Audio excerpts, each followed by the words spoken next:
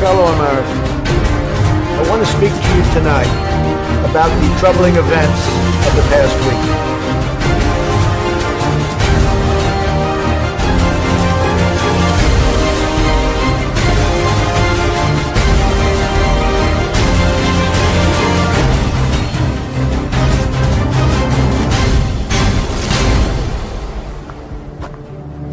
I'm going to pull the whole thing down.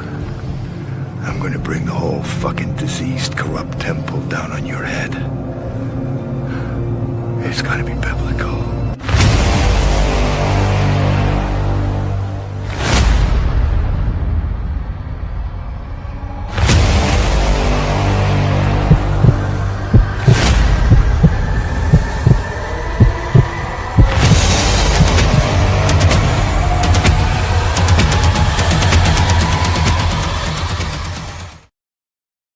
How's it going, everybody? FCB here. Hope you're doing well. Hope you're doing fantastic, and I hope you're all in amazing spirits. Welcome to the Pulse here on the Freedom Channel broadcast and the FCB podcast. Guys, thank you very much for your warm wishes, your get better wishes. Yes, I was knocked out for the count, so to speak, and a bit under the weather, but using that time to be able to research a lot of things. Do a lot of work, still working, even though my voice is, you probably can hear it at the moment. It's slowly getting back. It's getting there. But it's a little bit deep. It doesn't matter. I sound like a bit of like Barry White. But yeah, I've been using natural remedies to get better. So in other words, I want to say thank you to Carol. She's awesome. The mullein leaf was great. So Carol, that stuff is fantastic. Mullein leaf tea. So I made that. I've been using slippery elm. Slippery elm is very good for your throat. So slippery elm lozenges, fantastic.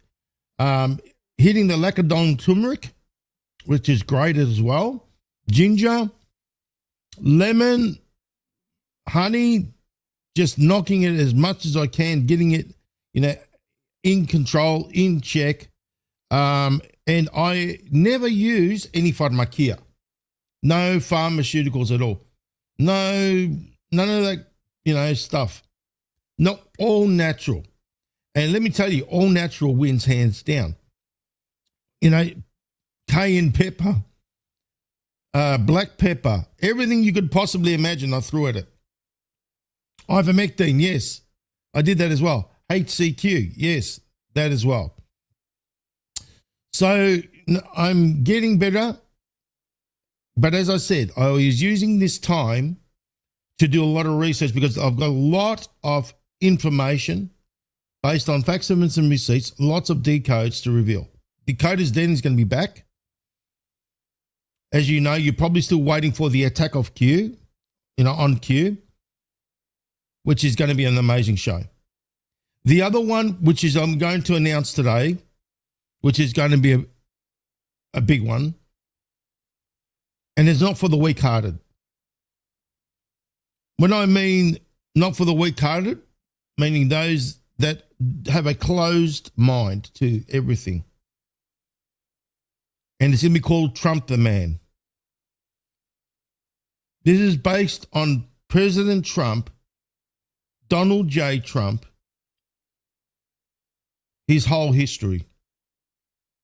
Going back, way, way back to how the Trump family, back to the origins, back to how he got into his wealth, how his father got into his wealth, how his grandfather got into his wealth,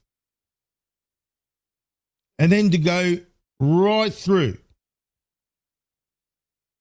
And everything that I'll be revealing is going to be based on facts, evidence, and receipts on Donald J. Trump, on Fred Trump, his father, and other family members. You're going to know what makes President Trump the man who he is today. That's going to be a huge, deep dive decode, which you don't want to miss out on. Now, like I said, ladies and gentlemen, and let me give you the lowdown. He's not an angel. Let's just get that right. Do you get a Boy Scout to bring down the deep state, to bring down those elements? No, you don't. You need someone that has been, lived through, breathed through, and rubbed shoulders with the worst of the worst. You need someone that is willing to dive into the filth. So let's not kid ourselves that he's somebody that is an angel. You need to fight fire with fire. That's the reality. You're going to go after the deep state. You're going to go after evil. You've got to have a certain makeup about you.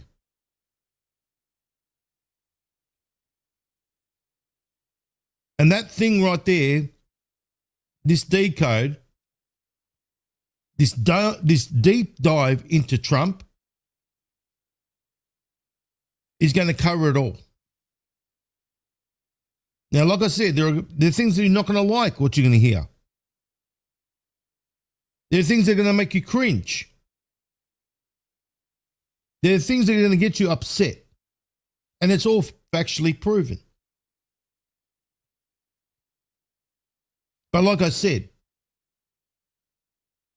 why do you think President Trump was chosen for this role? Not because of he's a Boy Scout. Not that he's going to play, he has to play by the rules. You got to get somebody that's willing to dive into the fire, lives and breathes the fire, baths in the fire, and can go head to head with evil. And that's why I say, ladies and gentlemen, people that sit there and make him out to be some sort of Jesus, some sort of angel, some sort of this, don't. Because like I said, you can't get someone that's a Boy Scout, someone that's willing to play by the rules, someone that's willing to be a goody two-shoes. No, you need someone with balls. You need someone with an ego.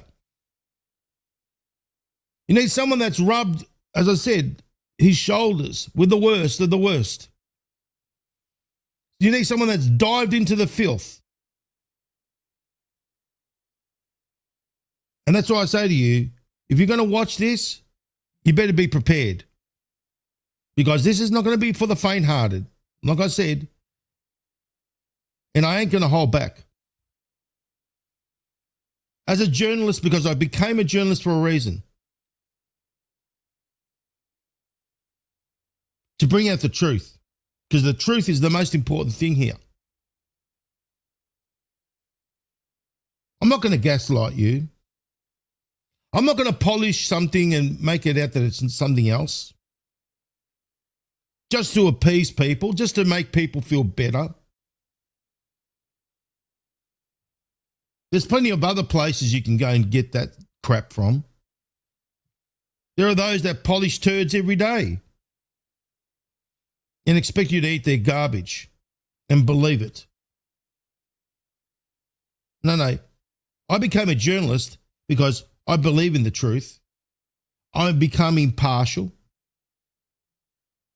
And what you take from it is entirely up to you.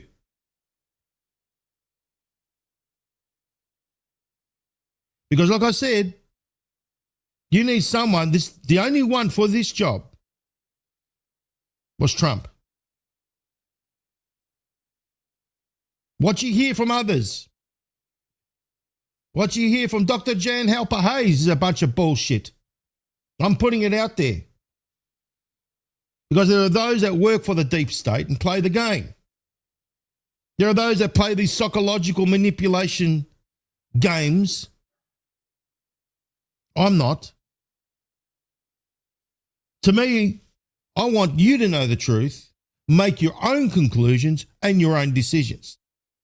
I'm going to present to you the facts, evidence, and receipts.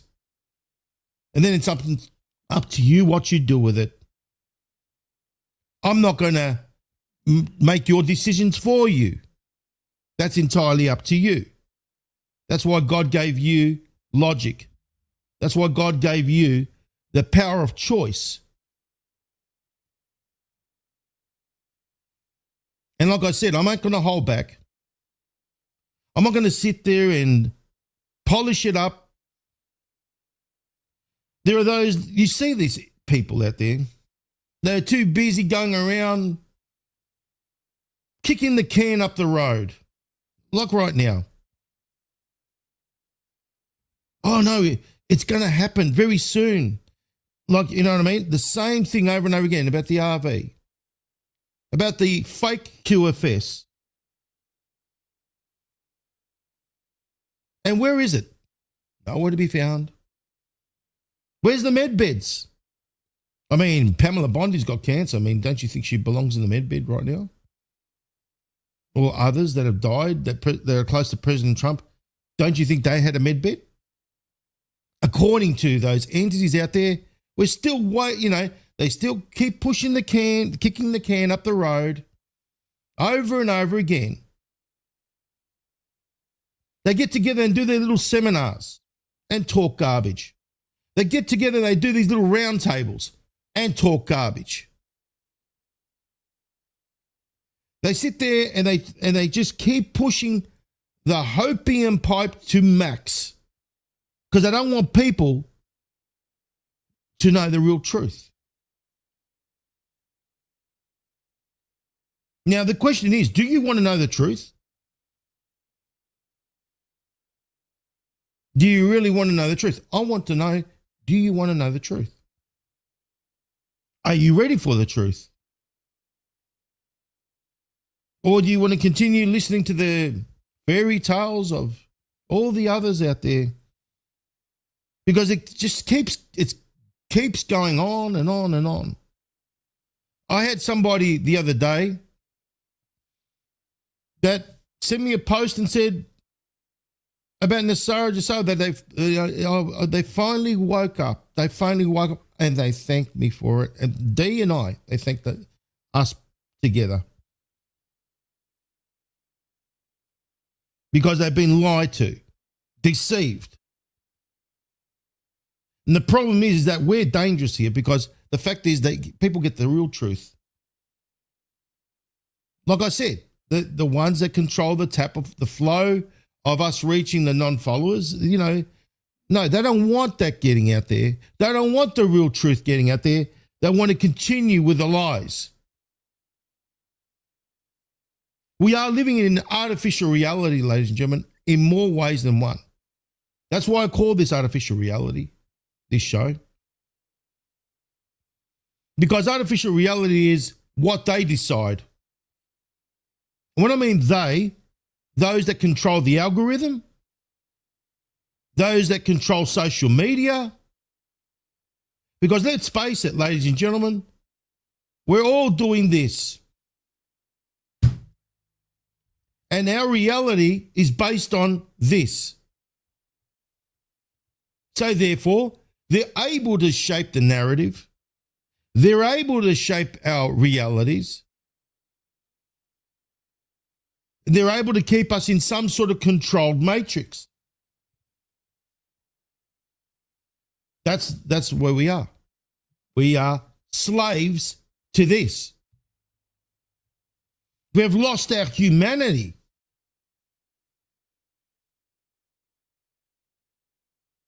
They've made us so reliant on this world of the mantra of more.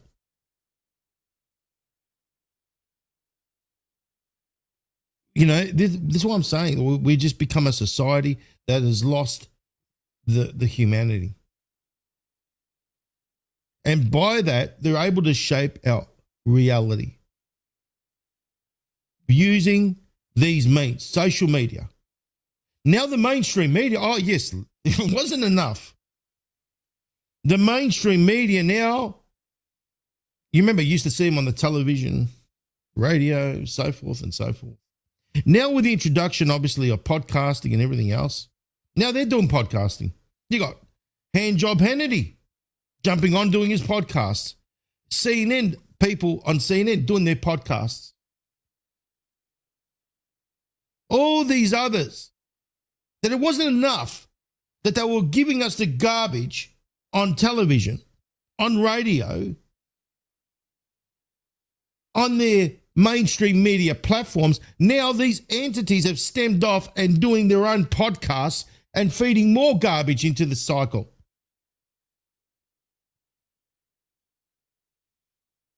We have been flooded. We have been inundated by these narratives that they keep pushing out there based on lies and deceptions, because that's all artificial. They make you believe that your worth is based on how many likes you get. They make you believe that your worth is based on how many comments you get. And then there are people out there, oh yes, that know the system. When I mean know the system, how to make money in the sense of how can I make money using social media? Have you ever heard of this thing called rage bait? So not only do we have clickbait, ladies and gentlemen, not only do we have everything based on fear porn, sensationalism, to get people to click on them, and by the more clicks they get, the more engagements they get, the more money they make through monetization. Now we've got rage bait. Oh yes, rage bait, by the way. What rage bait is that they deliberately enrage people and do things deliberately by design to get people upset and angry. And what that does is it creates more, so people, they get a lot of hate and they love it. They're doing it deliberately by design to get engagements. Doesn't matter whether it's good or bad publicity, it's publicity. It doesn't matter whether it's good or bad comments, it's comments, and that all equates to clicks, and that all equates to money. It's called rage bait. And there are people that are doing so many things to do it, to get it. These grifters won't stop. They won't stop at all.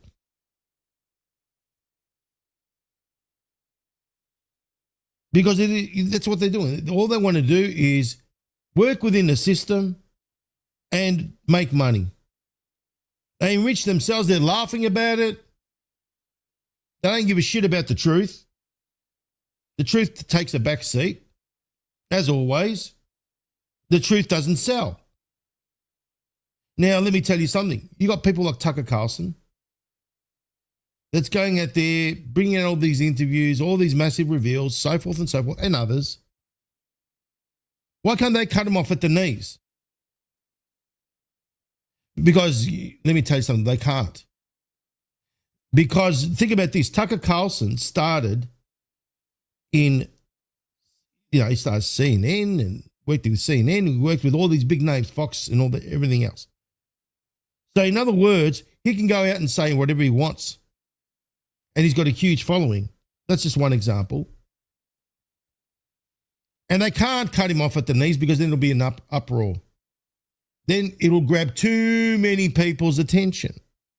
But someone like myself, that is somebody that's trying to punch through the algorithm, each and every day, that's a real battle. That's a battle and a half.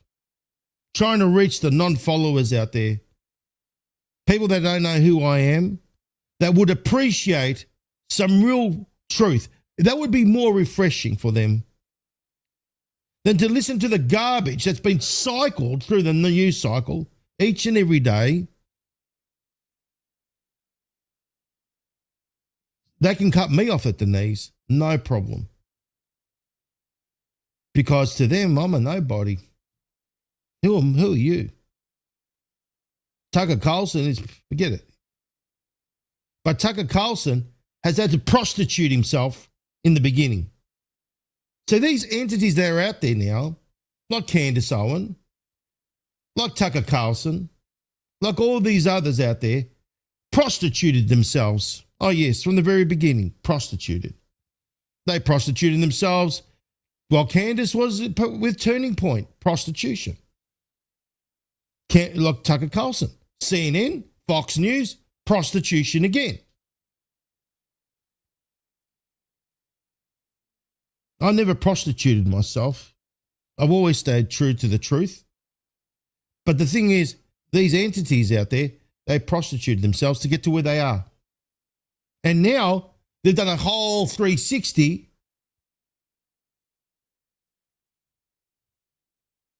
And now they've hit it big time.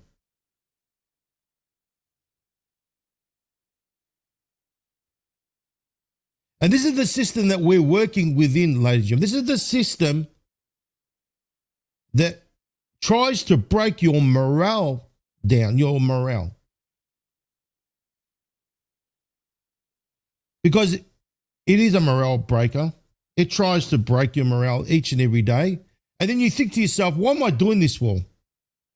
Why do I do this for? It's certainly not for the money. I get jack bloody shit, to be quite honest. I could be doing a lot of other things and making a lot more money. I've got the brains, I've got the know-how, I've got the knowledge, and I could do it. But why do I do what I'm doing right now? Because I firmly believe in what I'm doing. I've never ever charged anybody or put my information or videos behind a paywall where others have. I don't sit there writing books, wasting time, because I'm too busy doing research and giving you the lowdown, the real take. While these others have got a whole team doing everything for them. They've got a whole team running their social media platforms. They've got a whole team doing everything for them when it's only one person. And look, Carol and Soren can do what they can do. But it's at the end of the day, I'm doing all this on my own as well with this production work. I mean, I would love if I had the money to be able to help my team out. But I don't have that kind of money, or shall we say backing. I'm not willing to prostitute myself like others have. Sell, sponsorships, this, that, the other. Too busy talking about your health. Too busy talking about selling this and selling that. I can't do it. And one thing I don't get is why Candace Owen, Tucker Carlson, that are making millions and millions of dollars, and all these others, sit there and they prostitute themselves continuously with advertisements. I've seen it. And I don't do it, and I'm not making you nowhere near anything from, forget about it. And you know what? My reward is this. It's not monetary. Forget about that one. I'm not eluding myself or kidding myself, shall we say. I don't expect to be showered with anything. I'm not kidding. I'm not going to kid myself. I'm not going to set myself up on a high pedestal like others do. Because at the end of the day, we don't know what anything looks like as far as where we're heading. We are stepping into the abyss. Never ever has this ever been done before. We're living in some sort of artificial reality that is controlled by AI. Oh, yes, artificial intelligence. Artificial intelligence controls our reality because our reality is this.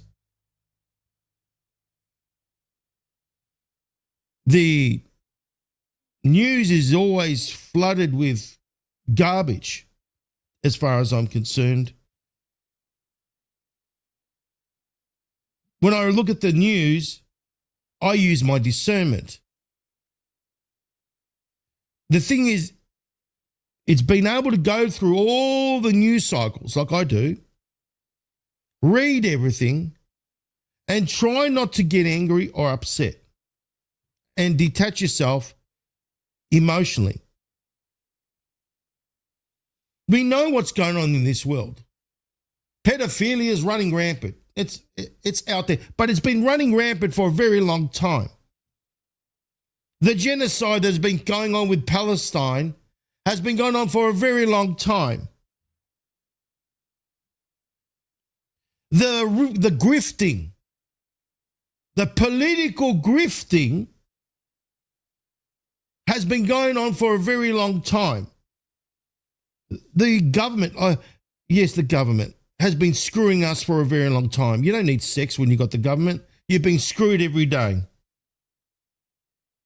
And let me tell you something, entertainment. What is entertainment? Entertainment is likened to being lube, right?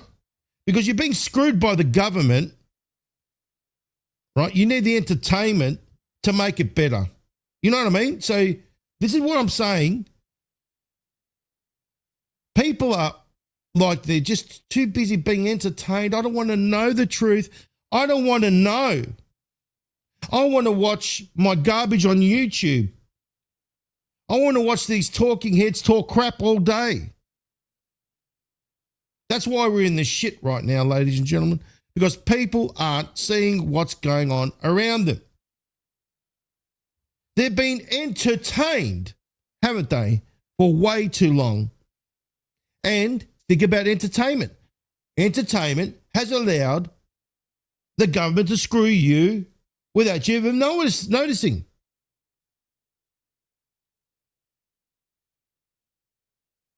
That's the reality, ladies and gentlemen. That's the reality.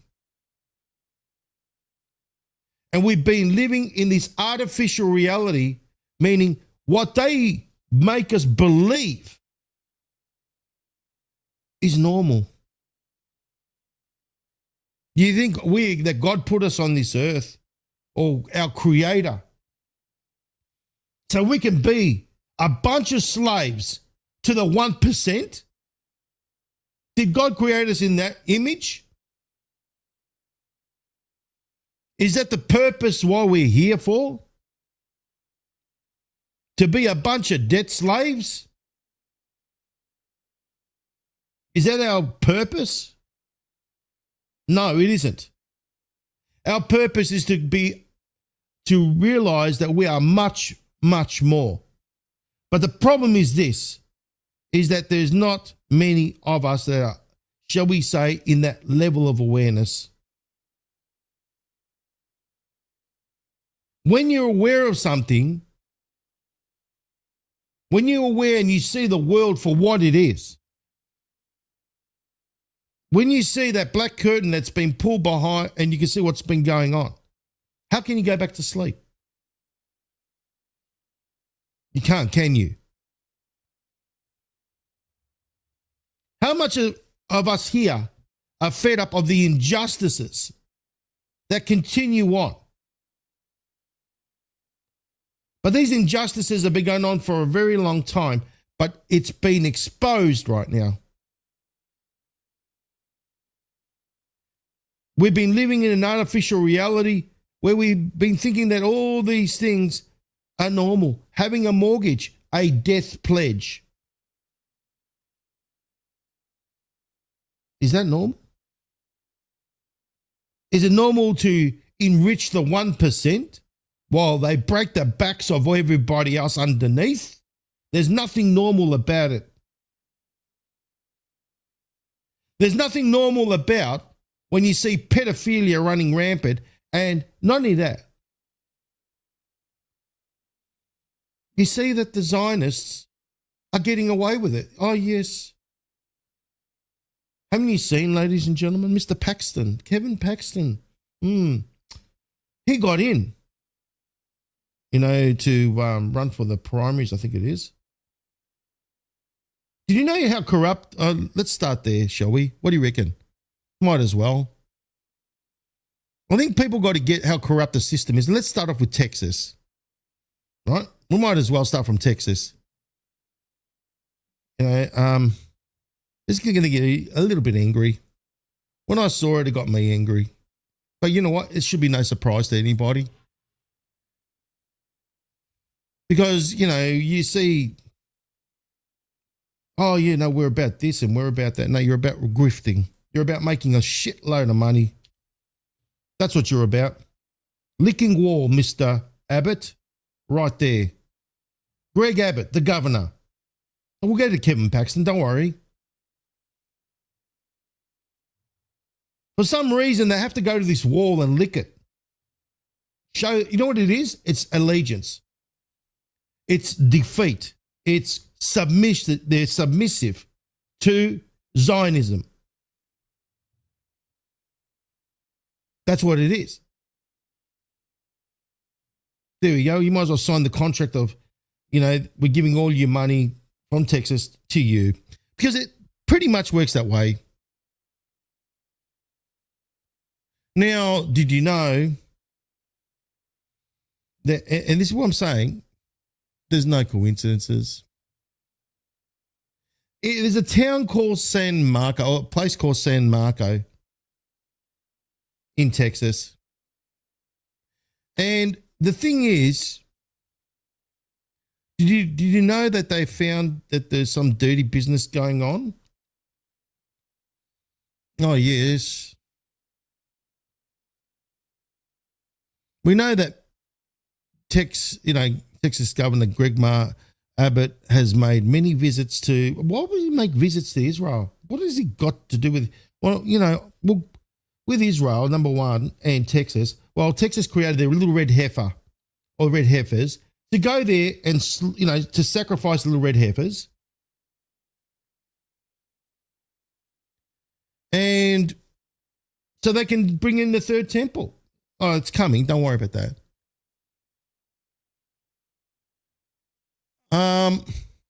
Let me see where I've got this one. This is directly from the governor's office. So, Governor Abbott condemns city of San Marcos an anti-Semitic resolution. So, in other words, because because of the anti-Semitism, we're going to throw and distribute over $4 million in grants. Oh yeah, no, that's what's happening. Over $4 million, while San Marcos over there has potholes, has problems. That the taxpayers forking over $4 million to 31 Jewish organisations that will support security enhancements. Because it's got to do with combating anti-Semitism.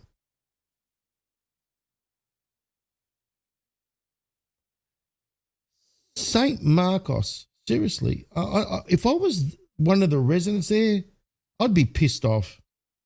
I really would. Anyway, I've got a little video I want to play for you. It'll explain it. Here we go. Whenever I bring up the fact that our infrastructure is falling apart and it's Israel's fault, everybody goes, oh, you just want to blame the Jews. All right, sit down and let me show you how it goes. Everybody knows about the federal funding we give Israel, yeah? And the country, America as a whole, gives federal funding. Every state in this country gives funding to Israel. Almost every city in every state gives funding to Israel. San Marcos, tiny little city in Texas, was going through its budget because they had a bunch of potholes. Because San Marcos went through their budget and said, wait a second, why are we giving $4.4 million to, we're a tiny city, to Israel. We have potholes. People can't even drive. So the city, the residents voted, we don't want to give them any money. Guess what old Governor Wheelchair Abbott said?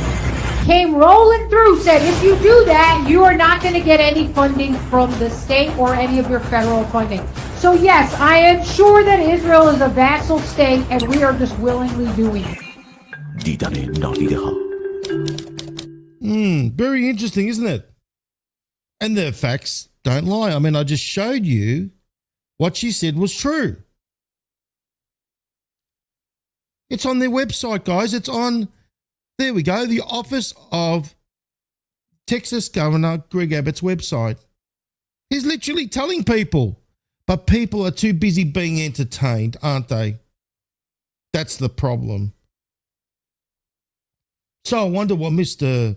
Abbott was doing there, signing an agreement, showing his allegiance to Israel. That's just one area, San Marcos. Now think about this. That's just one. Now you start adding them all up.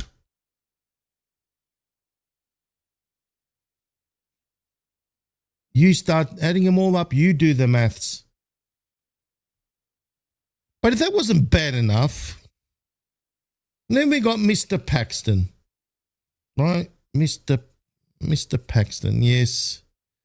When I saw that, it's like, I could see what's going on. In other words, it's okay, you know, if you're a Zionist, you get the jail-free card. I mean, you get out of jail for sodomizing children. It just seems to be the way, you know, of things. And they go back to Israel. Did you know that? So they get let out. So is there any justice? No. According to what we're seeing, there isn't. But it's been like this for a very long time. This is the thing what people got to get. This is something that is not new. However, when people are aware of something, that's when it grabs their attention.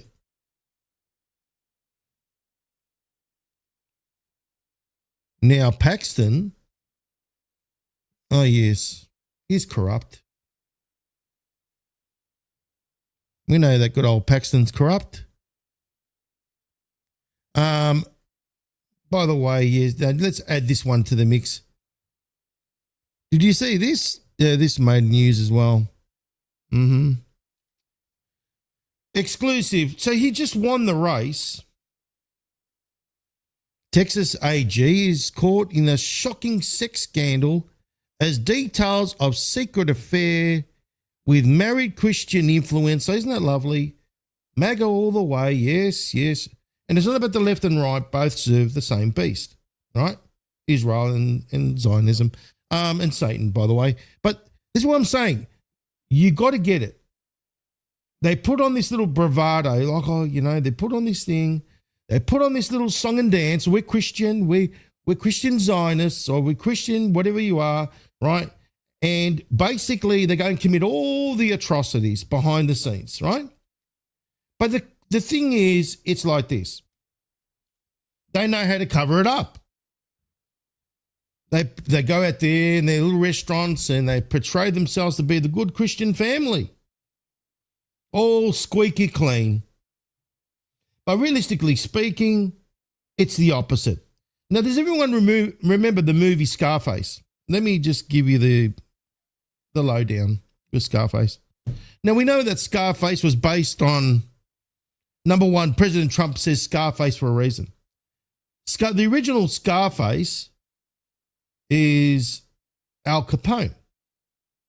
You remember, I got more indictments than Al Capone. He said it for a reason. In other words, Al Capone was the original Scarface, but then we're talking about movies. We go to Al Pacino. Now, in the movie Scarface, it was about the Cubans. Remember what President Trump says? They threw all them from the mental institutions and jails, prisons, and they threw them into the United States. Who was the president back then? Jimmy Carter.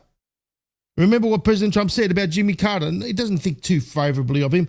Good old Jimmy Carter was a puppet with a hand up his ass, and he was told to do what he was told to do. That's where the infiltration instead of invasion started, right? That's where it's been going on for a while. But with Jimmy, that's with, they remember Scarface? In the movie, they dumped all the worst of the worst. I'm not saying all of them were, but remember? Now, that movie, you see what Scarface says in the scene. He says he's rich. He's got lots of money, obviously, through crime. And he's sitting there amongst all the white, the people there, he's Cuban and the rest of them are all prim and proper, Christian-like people. And he says, you need me. Why did he say you need me? To have the contrast. In other words, they need a finger to point in that direction. And he says, say goodbye to the bad guy, meaning him. But he said, the difference between you and me is that you know how to hide it better. You know how to hide it better. And they use the Christian card, that sort of thing, to hide things better. They play the game very, very well. Now, don't you worry about that. Like Mr. Paxton. He plays it very well. Now, the thing is, it's not looking good for him, especially when you see these sort of things. All right, yeah, you got, what's her name? Roseanne Barr jumping up and down, loving Paxton. Oh, yes, Paxton, he won, all that kind of crap. But the point is this. We know Paxton's not a good seed. And especially when you see that he let off this piece of shit. Anthony Hoffman, that happens to be a Zionist, that was sexually abusing, he was sexually abusing, children. And Paxton got him off. How does that grab you?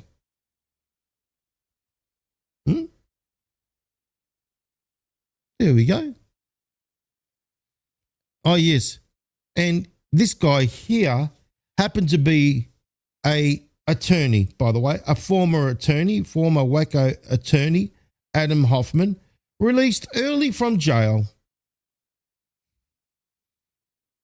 There we go. Hoffman, 49, who initially faced up to life in prison with parole, pleaded guilty. All right, so if you plead guilty, that means you're guilty of what? Oh, he pleaded guilty of displaying harmful material to a minor. Really? Is that what you call it? No. This is a bunch of crap, right? And this is how he was able to get away with it. Mr. Paxton. And 29 days later, he was released.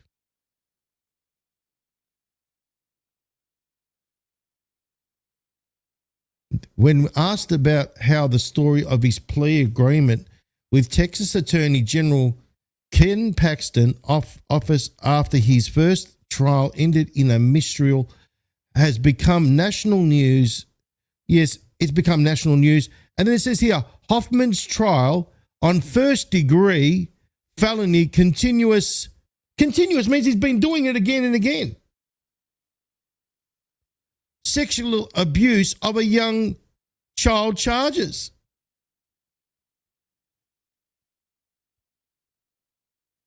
And then you got Roseanne Barr, that idiot, jumping up and down. Oh, Paxton won, yay. Really?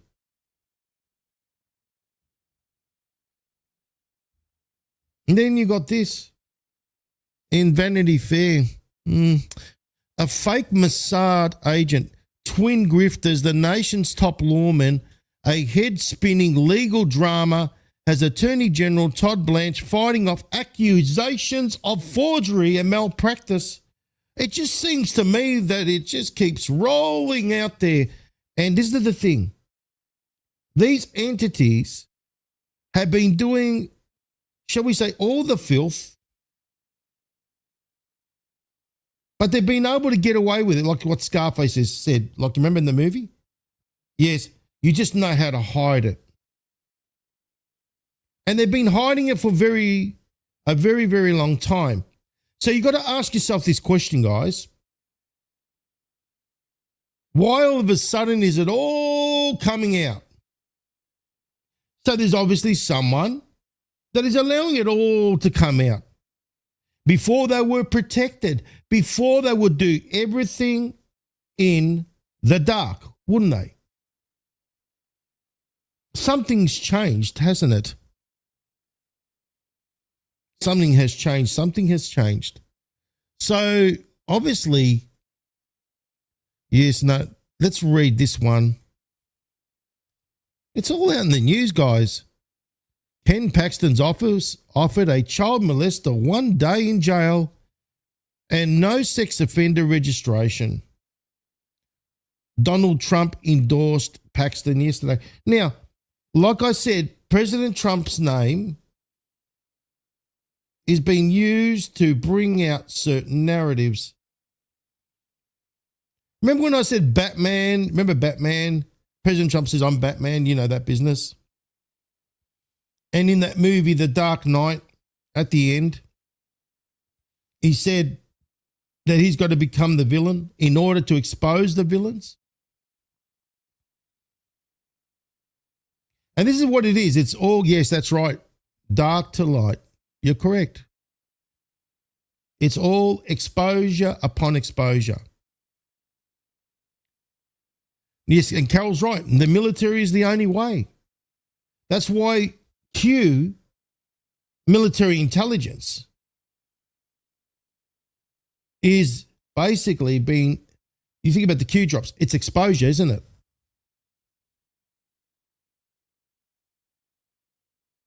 Now, why would President Trump bring it out about him, you know, oh, your congratulations, Kevin Paxton, on such a tremendous win. And John Cornyn, I think it's pronounced that right, don't quote me, Cornyn, for having run a strong, powerful race, but more importantly, having had a truly great career. John will remain my friend for a long time to come. Now, good old Johnny there, right? You know what he's doing is exposing Johnny as well. Johnny ain't good, right?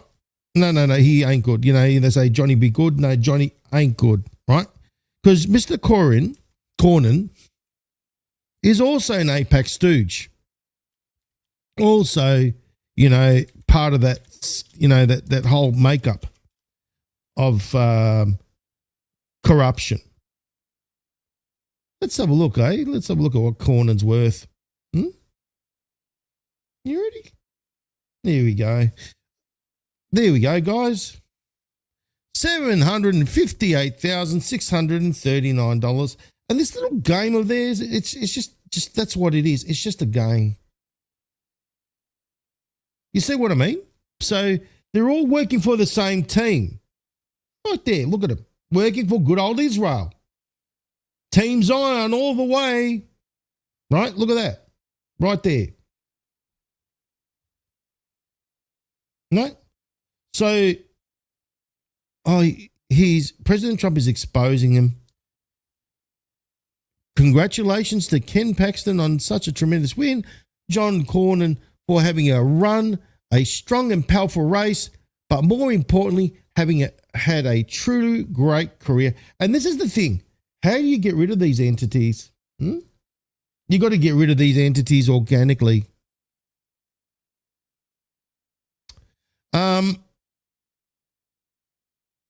So this is what I'm saying. President Trump is just exposure upon exposure. And he's got to do these little things like, put it out there. Yeah, Kevin Paxton wins. Yeah, really? But this is the thing. The moment that he put that out, you've had all these articles come out about Kevin Paxton. That doesn't look too good on him. Right? So, yes, he won. What did he win? He won, basically, nothing. He basically has been put up there to be exposed. Now, people are calling it out. Don't you worry about that one. People are definitely calling it out. And everyone thinks that President Trump's part of the deep state, the cabal, all that sort of thing. But like I said, he's using his own name to bring down these entities. Now, do you think that's a good look on Paxton? That he let Hoffman, but this is not only the one instance, it's happened over and over and over and over and over and over again. Because not only has that been revealed, but there's a common denominator, unfortunately. Let me just show you. I'll bring that up. MAGA ain't looking too good at this moment, to be quite honest. And it's never been about MAGA. It's about the truth. Sorry. Let's have a look at this, shall we? Republican State Representative R.J. May has been sentenced to 17.5 years, there we go, 17 years for distributing child sexual abuse videos. He was the founding member of the South Carolina Freedom Caucus. There we go, there's your MAGA. That's one. Then we got Sean Green, another one. Republican Sean Green has sentenced to 27 years for creating child porn. Yeah, I mean, the facts speak for themselves. You can't deny it. And then you got, obviously, the new edition, which is this one right here. Disgusting. I mean, this is when people released a man who rapes little boys. Obviously, people aren't happy. I'm not too happy, to be quite honest, but I am happy in the sense of they're being exposed. And they need to be exposed. And another one. Oh, yes. Trump supporter Arnold Ogley has been arrested in Missouri for allegedly sexually assaulting children. If a dog can't be put to sleep for hurting a child, so should a pedophile. I mean, yeah, if a dog can be put to, yeah, I agree. I mean, yeah, get rid of them all. I find them disgusting, to be quite honest.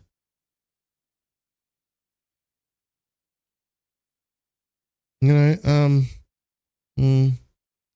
there we go. I mean, I know this is just history. It's been, February, I know, but you know what? It's just a continuous thing that's going on.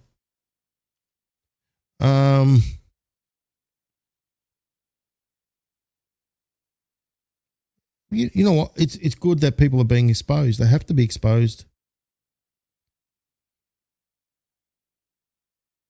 But then, we got this one here as well. I mean, Texas man, MAGA man, I'm sure, well, there we go, arrested for allegedly trying to solicit a child for sex. Now, like I said, it's not about the left and right to me. No, it's about protecting the children. When I went out in the streets, it was to protest against the pedophilia. It was to stand up for the children. And I've been seeing more and more of this business going on, and frankly, it's disgusting.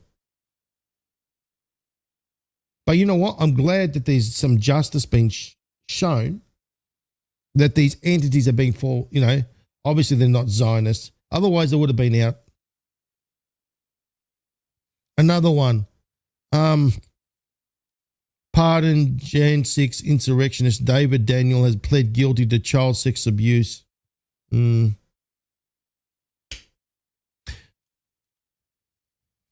What do you say to this? Honestly, it's just disgusting.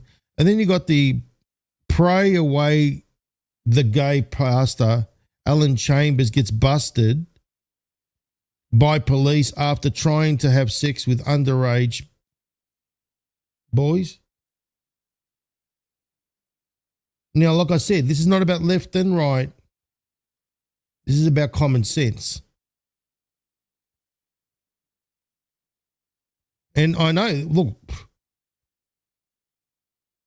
you know, like I said, this is what's going on out there. I'm just showing you.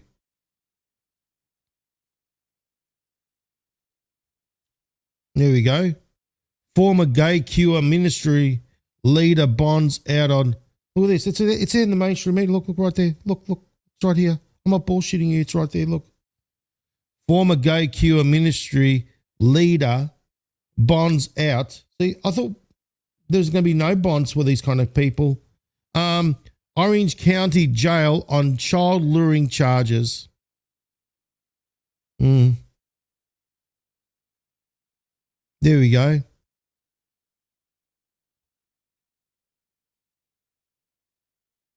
Chambers messaged the teen that he was an undercover deputy to engage him in sexual activities. I thought he was the one that goes and gives the gay cures, not the one that that goes around and promotes gayness. You know what I mean? Do you see what I mean?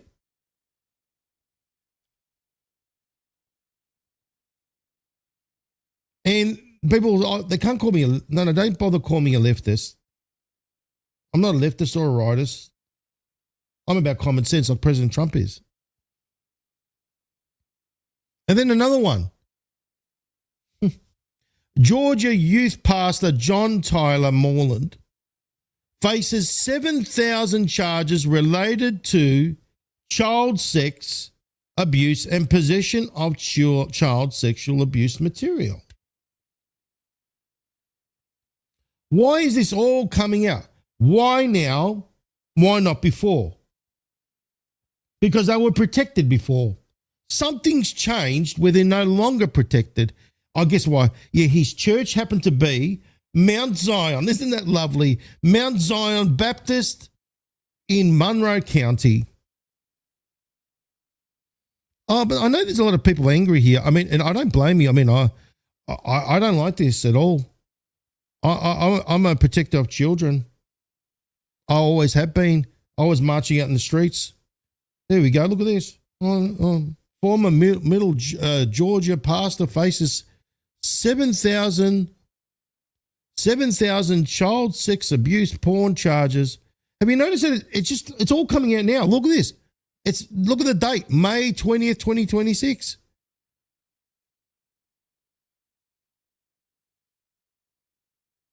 A former middle Georgia youth pastor faces more than 7,000 charges related to possession of child pornography and acts of child sexual abuse as he awaits a court hearing in Pennsylvania.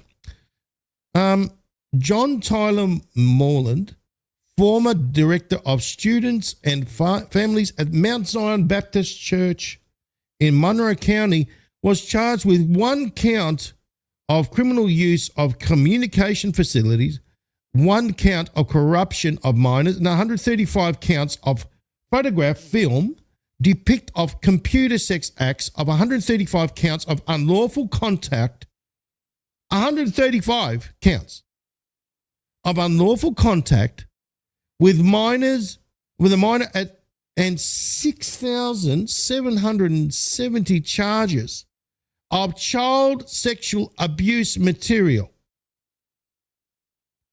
And these are supposed to be the pillars of society?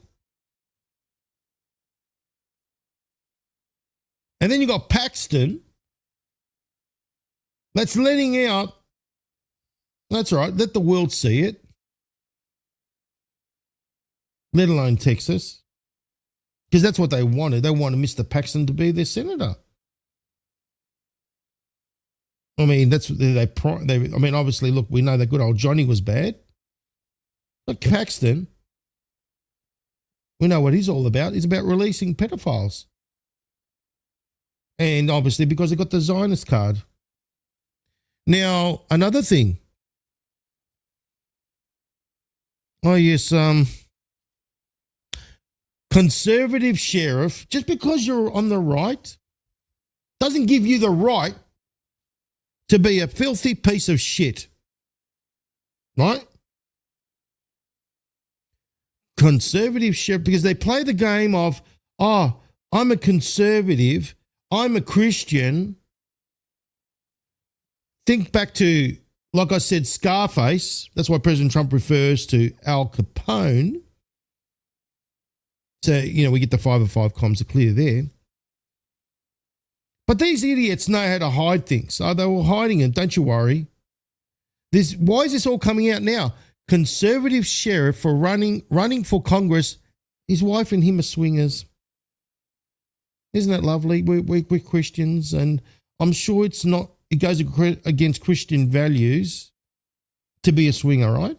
It goes against, I'm sure it does, right? Anyone in the chat here that's Christian can obviously vouch for me where I'm saying that it's against what God's will is to be a swinger. Well, no, as conservative sheriff running for Congress and wife of swingers,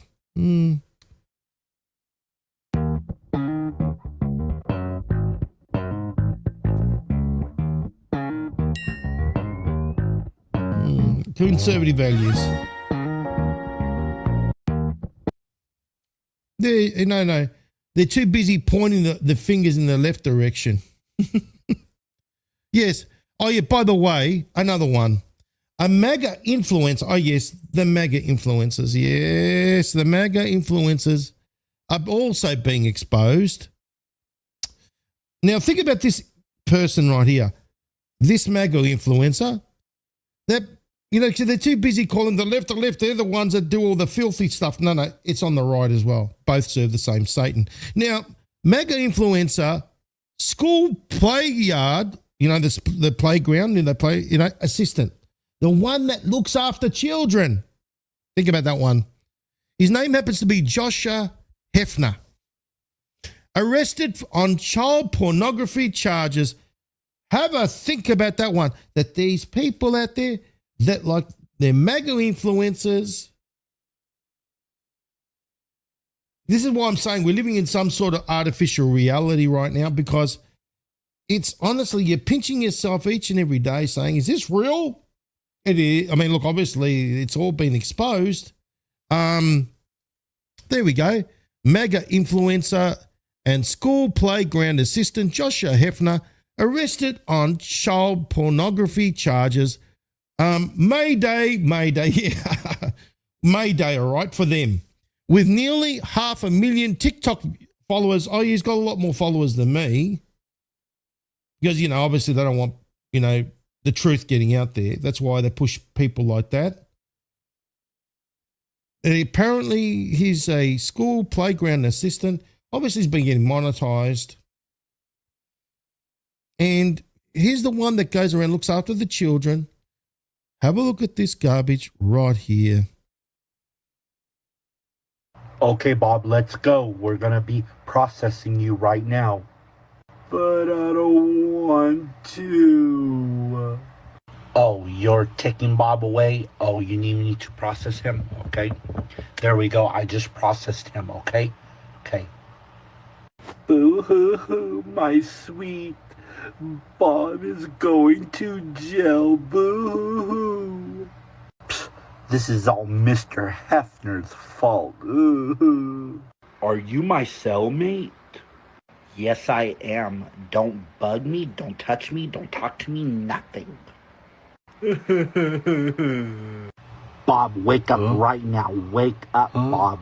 Bob, wake up. Oh, you're what's going on? This is my class. Oh my goodness, this was all just a dream. what kind of reality are we living in?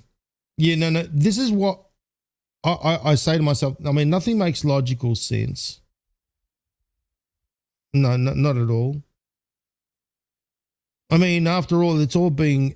I mean, the only logic is that someone's in control and they're bringing out all the truth and exposing these entities. Now, there must be 500,000 fuckwits out there. Sorry, guys, but I'm going to say it as it is. And I think they're pretty much feeling like a bunch of idiots right now. Following that entity, 500,000 TikTok followers that find this entertaining. If they only watched a show like this, they could grow a brain cell. You know what I mean? Yes, it is a creep show. MAGA influencer, there you go, arrested for possession of child porn. 500,000, look at that, TikTok followers. Who in their right mind would follow that wanker right there? Oh yeah, other wankers, 500,000 of them.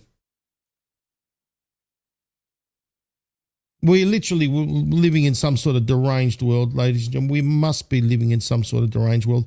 There is no other way. Because you ask yourself this question, who would follow that idiot? 500,000 idiots. Now, like I said, we are living in some sort of artificial reality. The other day when I saw it, I thought, right, I'm talking about the mask. You know where I'm going to get at now with this, the mask, guys, on Fox News. And this is the thing. I mean, Carol showed me and it's like, right, I'm going to go dig into this deeper. Remember, Carol, when you showed me that thing with the mask? And it's like, no, I said to Carol, I need to find the source of this information to be able to verify it because I use my discernment, number one. Number two, I need to verify the facts. I need to make sure that it's factually being able to be proven. Now, you would have seen, there we go, this guy here. This, all right, let me show you.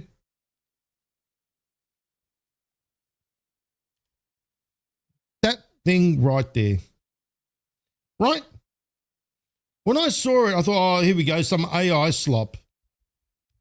Yes, Carol, remember. Yeah, thanks, Carol, for that. Yes. I'm going to tell you something that it's a bunch of, shall we say, that they're trying to discredit this. And it's like, no, it's not working. But anyway, you know me, I'm about digging deep.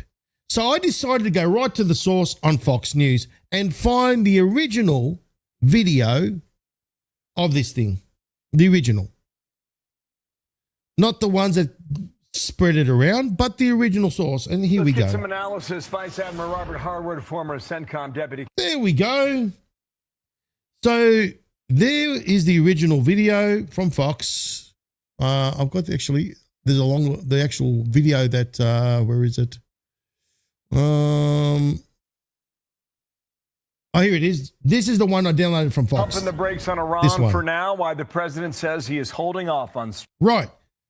As you can see, this goes for 10 minutes. Now, this is the original video from Fox News. When I went through it, right, as you can see, this is the original one. Here we go. And I'm looking at it and I'm going, thanks, Carol, for letting me know about this business. I found it. Here it is. Now, we know that these entities have been trying to play the game and using masks to do so. Have a look at this. This is all bulked up here. There's clearly a line that goes across, and it's like this has been done deliberately because I'm telling you, they're going to bring this out. At one point, they're going to bring this out. Now, this is him without the mask. Well, you can't depend on Iran for anything to negotiate. Oh, you know, it looks like he's got the mask, but at least they put the mask on properly. Look at this. Now, what they're saying is that this one, it's so ridiculous. Oh, the conspiracy theorists have put out a theory. Really?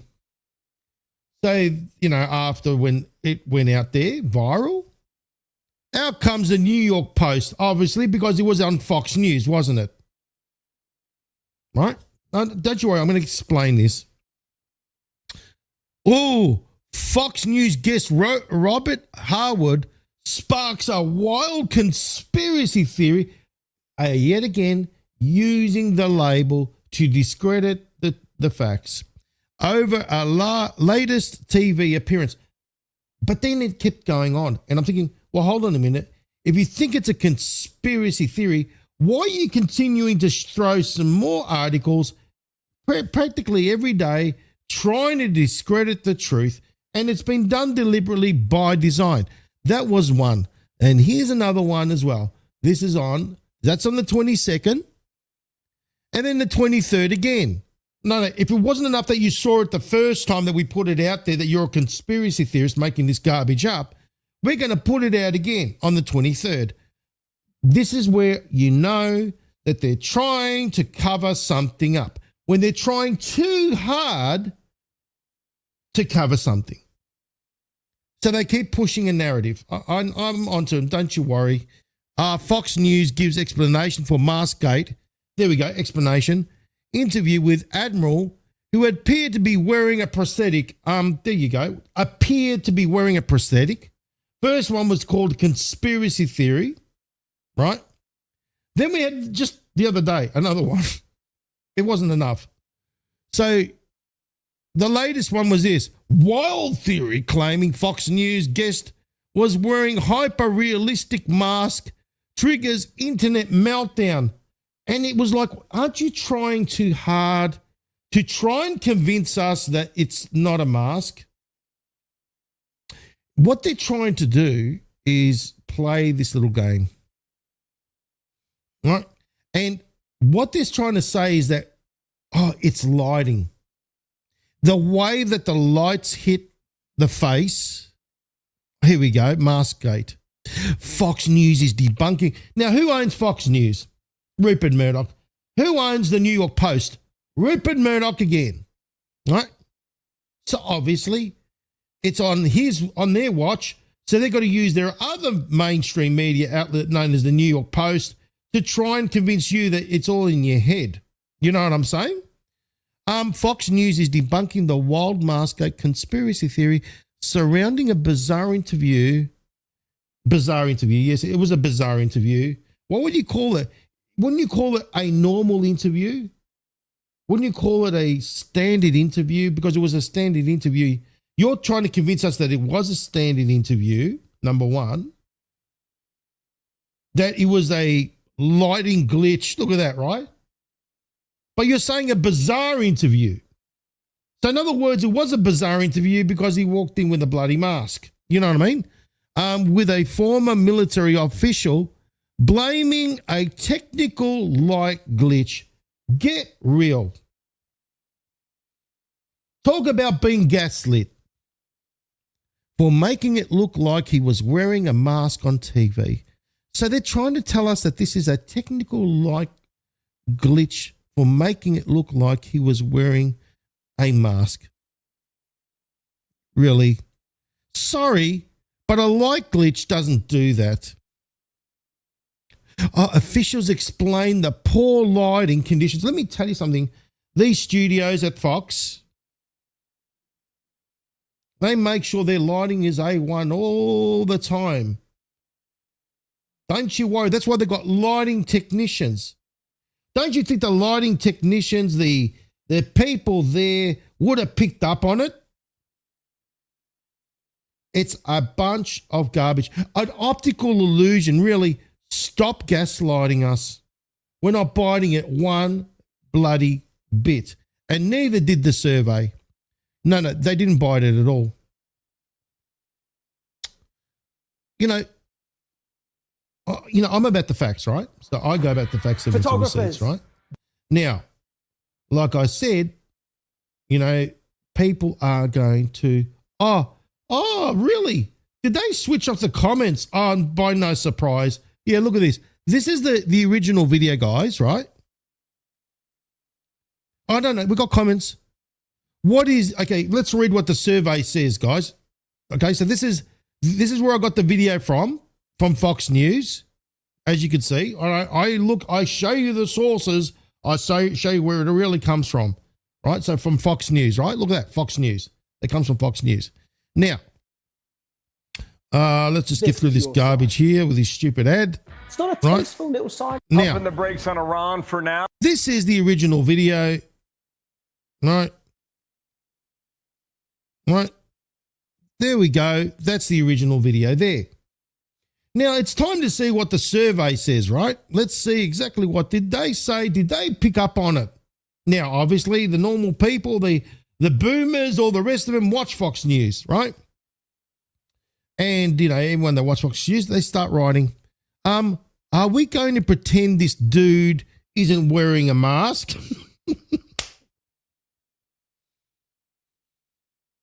What in the Jim Carrey have I just been looking at? You see what I mean? And they're trying to call people conspiracy theorists. These are the regular regular people that watch Fox News, and even they picked up on it. Is anyone looking at the guy's neck? And it says the guy in the middle is wearing a mask. This is generally beyond a parody now. Yes, because you're in artificial reality, right? What's wrong with the Admiral's neck? Notice the guy in the sand-colored jacket's neckline? What's up with the neck? So nobody else sees this as a mask. This man is wearing Robert Harwood. No, the survey picked up on it. Don't you worry on that one, right? They're not stupid. Oh, no. Then they're going to try and gaslight us with, oh, no, what you're seeing there, it's basically the lighting. Did the survey buy it? No, they didn't, did they? The survey didn't buy it one bit.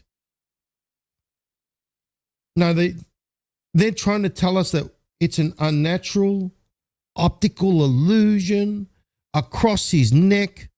The contrast, blah, blah, blah, trying to blame poor lighting conditions, trying to blame garbage. Don't buy it. And this is all deliberately done by design, by the way. Like I said, these Fox people there, these studio people, the lighting specialists, all that, they make sure they dot their I's and cross their T's. This is done deliberately by design. You know who's in control. You know this is done for a reason. And this is done to awaken the mass consciousness, which you can see that people, remember, we were called conspiracy theorists, right? Remember that? Oh, you're a conspiracy theorist because you're saying that they're wearing masks. You're just making stuff up. Really? Are we making stuff up? No, we've been telling you for a very long time, but you didn't listen. We've been telling you for a very long time that the biometrics count, but you didn't listen. But now, obviously, the survey are paying attention. The survey says, and you look at that, there you go. No, is that another bad lighting situation, Fox News? Is it another bad lighting situation that Bibi's mask looks like a piece of shit? Don't let anyone gaslight you. Don't let anyone question your reality. Now, what is reality? That's the other thing. You're saying that our reality is based on what's on the mainstream media, social media. We shape our reality, what's been shown there. It's been controlled. We are in some sort of matrix. A matrix is a form of control. Which brings me to my decode, which, get ready, it's going to blow your minds. Now, what I implore everyone to have is an open mind. Now, you know that I have spoken about the Matrix quite extensively in the past. We're going to go into it a little bit more. Now, what you need to realize is that Elon Musk has been going out there and has been saying about that we're in some sort of simulation, right? That we're in some sort of alternate reality. And then people brush it off. It's like, oh, yeah, Elon, yeah, go and launch a few more rockets. Maybe you've been smoking too much of those space fumes. No, it's continuing on. Now, you would have seen that Elon's obviously gone around and had sex with all these different women and had babies with them and all that. Isn't it strange? 14 children. Is it 14 children with 3 women? 3 plus 14, 17. Anyway, besides the point. One of these ladies, her name's Ashley St. Clair, has gone around and she met Elon through MAGA, because she was one of these major MAGA influencers going out there and working with Turning Point.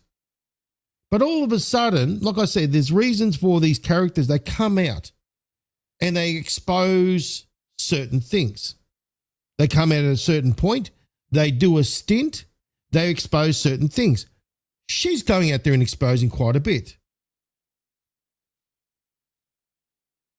Now, she's going out there and she's saying about Elon that there's a glitch in the Matrix, right? But before I get to that, let's watch a video that I compiled about Elon Musk and him speaking about that we're in some sort of simulation. And he explains his reasons. And like I said, you need to have an open mind with what I'm going to bring to the table, guys, because today's topic is artificial reality. And here, you know you're going to get things that are going to be, shall we say, proven with facts, evidence, and receipts. But I'm going to stretch your minds. I'm going to, here you're going to get logic. You're going to get, shall we say, knowledge. I'm an empowerer. I'm not an influencer. An empowerer is someone that empowers you with the truth, with knowledge, facts, evidence, and receipts. And then whatever you do with that is entirely up to you. That's the way I operate. I'm not someone that sits there and says, you must do this, you must believe that. You have your own mindset. You can come up with your own reasoning. Let's watch this video that I compiled about Elon talking about various simulations. Simulation. It could. Do you entertain that? Well, the argument for the simulation, I think, is quite strong. Therefore, we are most likely in a simulation. Dennis, appreciate you coming on, and let's jump right in. You wrote in your biography, quote, a sizable portion of the large brain and expansive mind of Elon Musk truly believes we are living inside a super real virtual simulation, mere characters in someone else's video game. Do you mean this literally? Does Elon literally think this is all a simulation? And Natasha, the weird thing is that when I started to research it, I interviewed a physicist who's found some evidence he thinks that might support the idea. I began to think it was more and more plausible. How do you think will virtual reality tie in the future of transportation, which you are working on? Thank you. Well, maybe we're in a simulation right now. Yeah.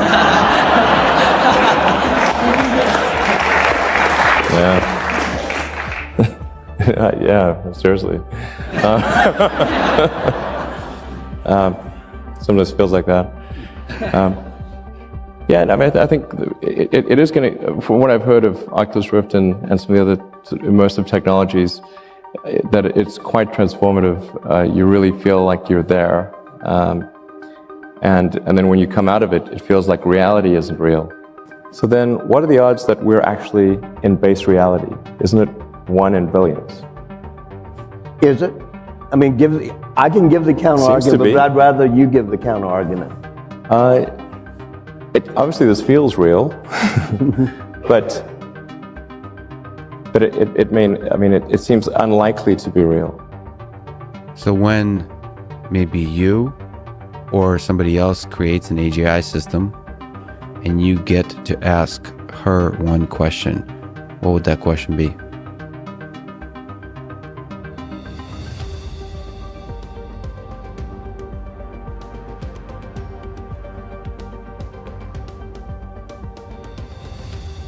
What's outside the simulation?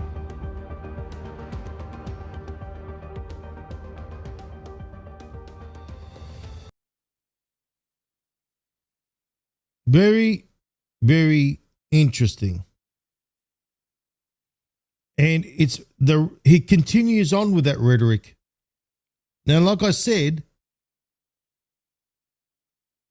his former partner that had Romulus with his little baby, Ashley St. Clair, has gone out there just recently and gone and explained that Elon has said to her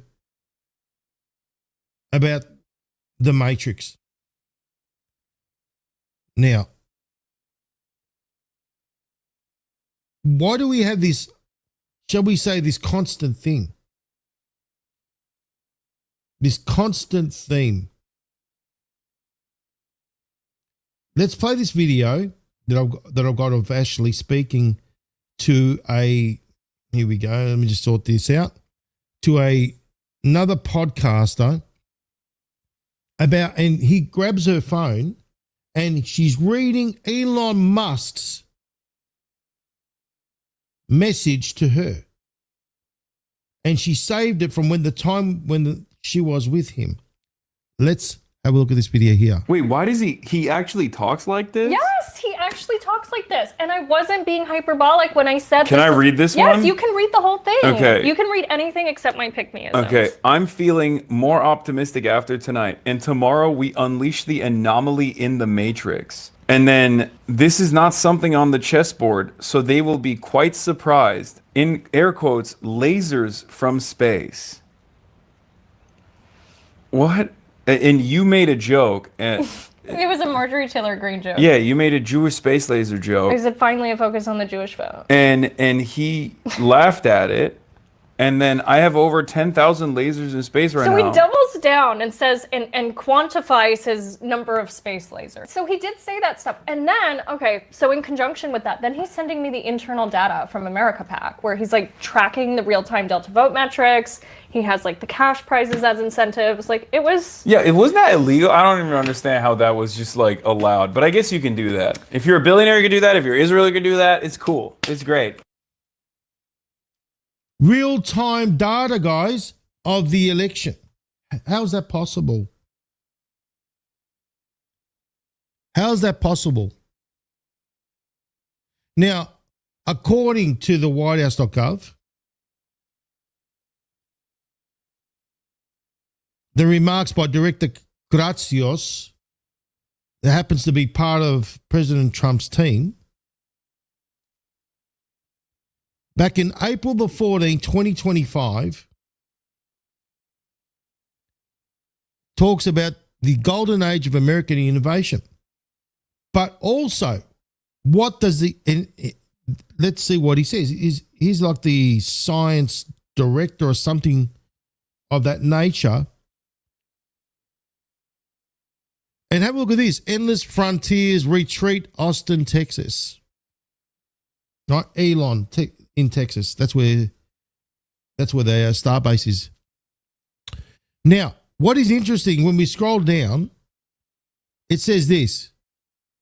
But we are capable of so much more. This is on the whitehouse.gov website. This is not a conspiracy bullshit crap. This is real. And it says, but we are capable of so much more. Our technologies permit us to manipulate time and space.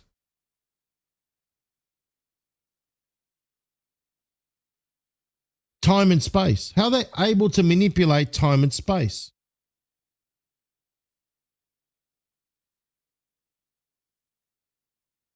Then you got her, he's talking about a anomaly in the Matrix.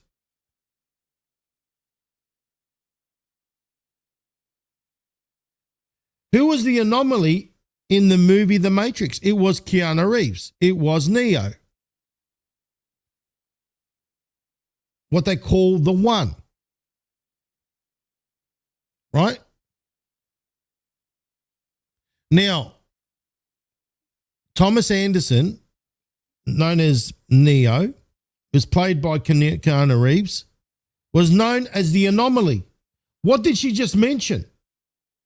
That on you saw that they read his his message to her that he read that said that they released the anomaly in the Matrix. Well, in the movie The Matrix, Neo is known as the one that is going to awaken the minds of the masses. Now, who is going to free humanity from its bondage and slavery from the machines.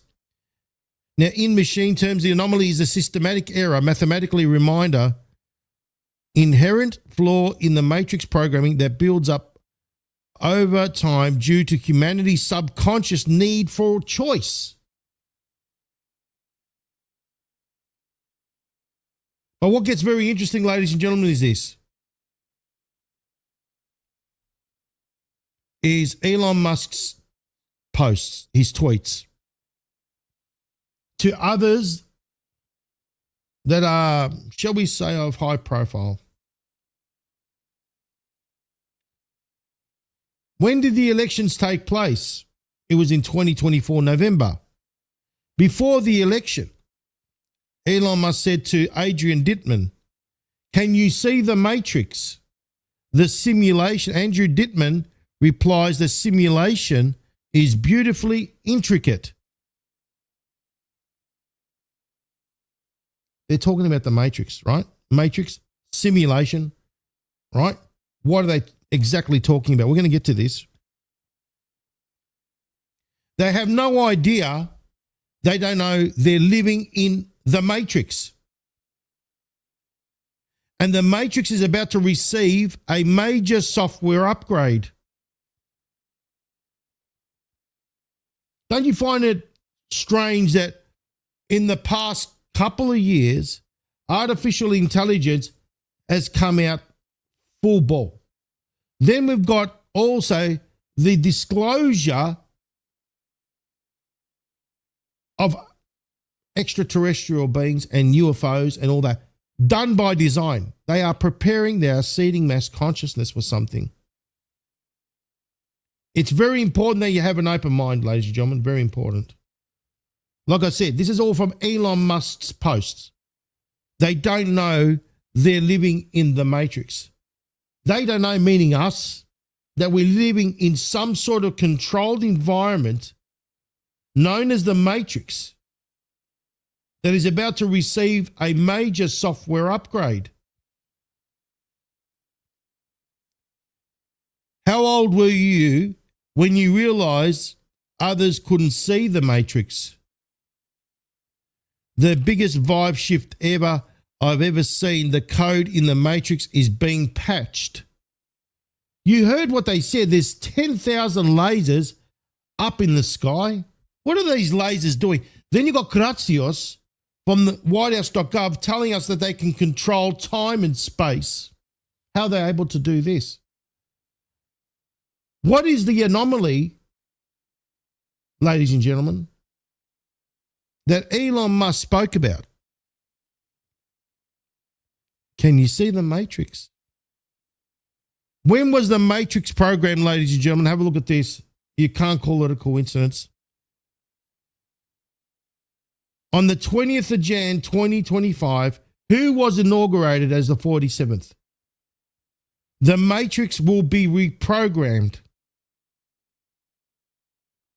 That's Elon Musk's posts. So going back to what was said, the one, the anomaly, Who's the one that says, I guess I am the chosen one? Who's the one that says that?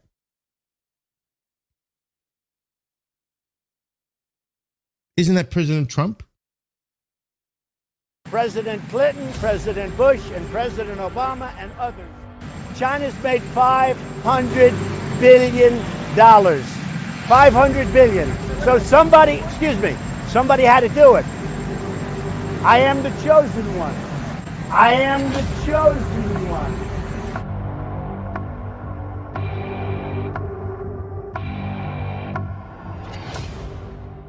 That should all make sense.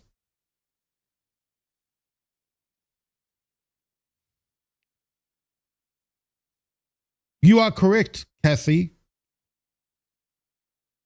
You are correct. Kathy got it.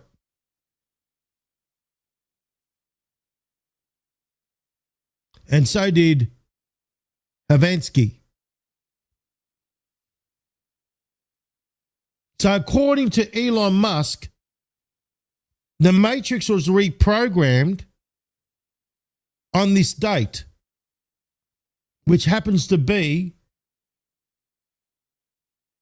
President Trump's inauguration. And who happened to be present behind President Trump during the inauguration? It was Elon Musk.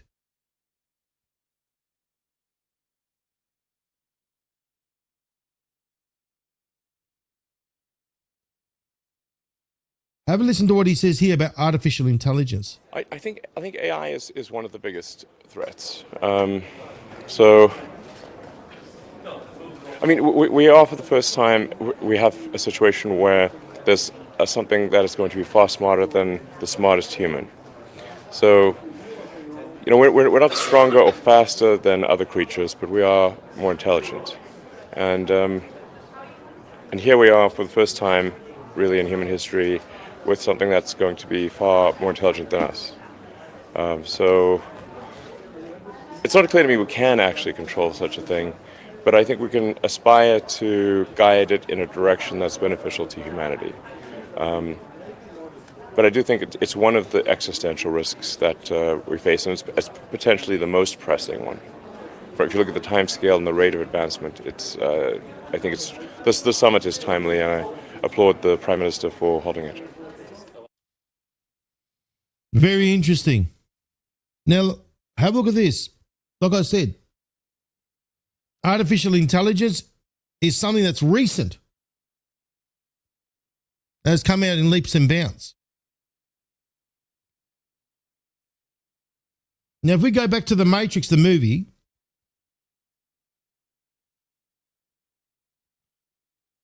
we know that the anomaly is Neo. We know that the anomaly here, the Matrix will be reprogrammed. The anomaly is President Trump, the chosen one.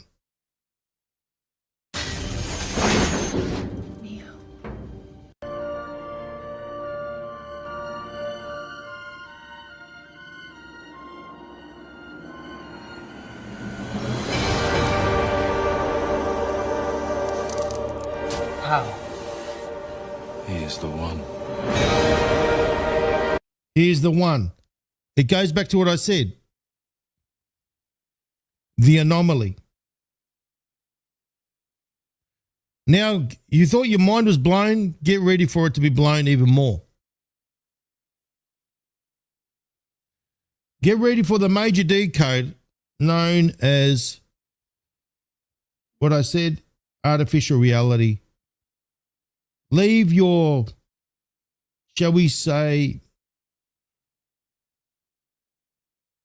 the way you think as far as being confined at the door.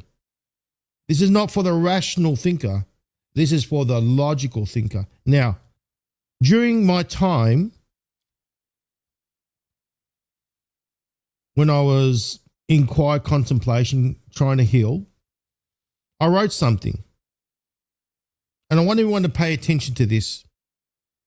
Logic is mathematical. Mathematics can produce theoretical possibilities. So when we use our logic, we use mathematics. It's the way we think about things has a logical possibility. It's theoretical. Now, is it fact? No, it isn't. The facts can only be matched with logic when you have the facts, evidence, and receipts. Those two together produces the real proof.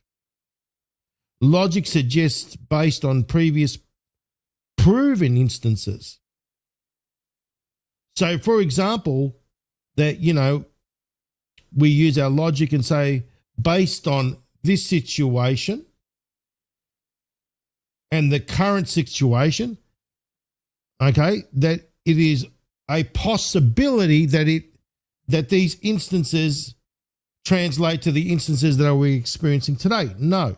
For example, you know how we talk about political decoys, doubles. Well, I've shown you that they do exist using facts, evidence, and receipts. We know they've been deployed in the past, that doubles have been used. Stalin and many others.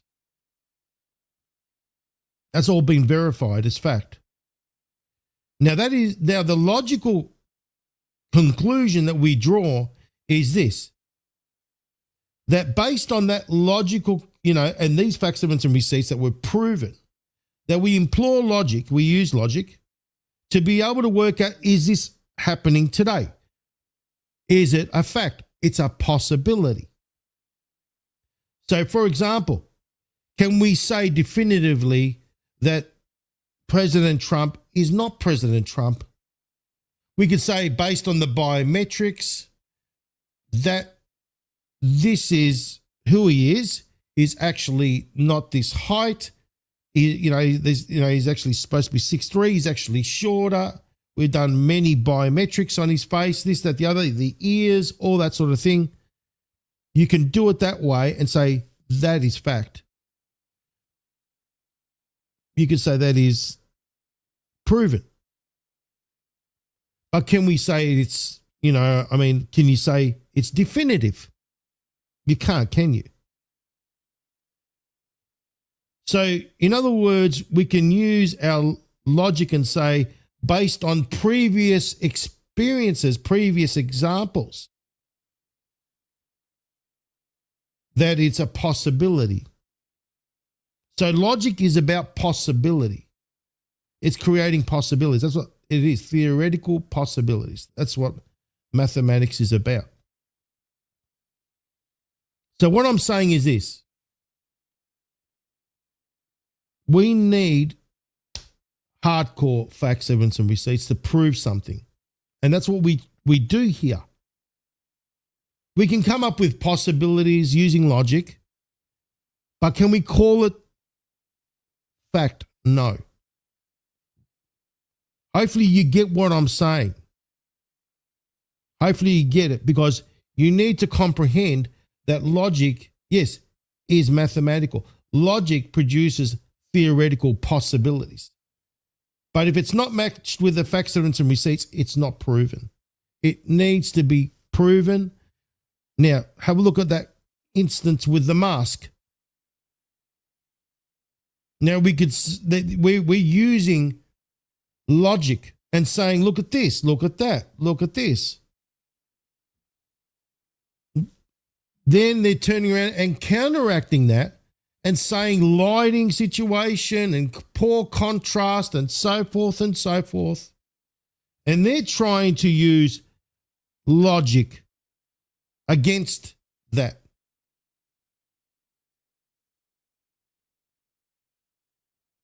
So we need, in order to move forward, we need transparency. We need it to be shown so that it's out there and say, right, this guy was wearing a mask. What they're trying to do is invoke people to use their logic. Like you, use your logic. Do not use your emotion. So you can see that what they're trying to do is get you to invoke your logic. And it's all been done by design. Now they're trying to use logic against and say it's a lighting situation, it's contrast. But like I said, we need it to be proven without a shadow of a doubt. The people need to get it, and people are getting it. You saw what people are saying in the comment section under Fox News. The ones that watched these people, they're saying, no, we're not buying it. People are waiting for this great awakening. Well, you're living it. We're living in this great awakening right now. Now, I'm going to take you to the next level. Now, this comes from the documentary known as The Glitch in the Matrix. What I've done is I've edited it in the sense of getting right down to the nitty gritty. We're going to go through it together. I'm going to explain things, and hopefully you get what I'm saying. Please enjoy. In September of 1977, the writer Philip K. Dick. Okay, here we go. In September of 1977, the writer Philip K. Dick, creator of Minority Report, Blade Runner, and Total Recall, addressed an audience of fans in Metz, France. We are living in a computer-programmed reality, and the only clue we have to it is when some variable is changed. And this guy in 1977 happens to be a writer. He wrote Blade Runner. You know that movie Blade Runner? He wrote Blade Runner. He wrote Minority Report. He wrote these things. He's explaining to you that this is the things that he's seen. Like he came out of this, he calls it a dream. But let's watch. In September of 1977, the writer Philip K. Dick, creator of Minority Report, Blade Runner, and Total Recall, addressed an audience of fans in Metz, France. We are living in a computer-programmed reality, and the only clue we have to it is when some variable is changed and some alteration in our reality occurs. Philip K. Dick's belief that we were living in a digitally created artificial world sounded like madness in 1977. That's back in 1977. The movie The Matrix had not been made. Hadn't been made. But then, in 1999, The Matrix introduced simulation theory to the wider world.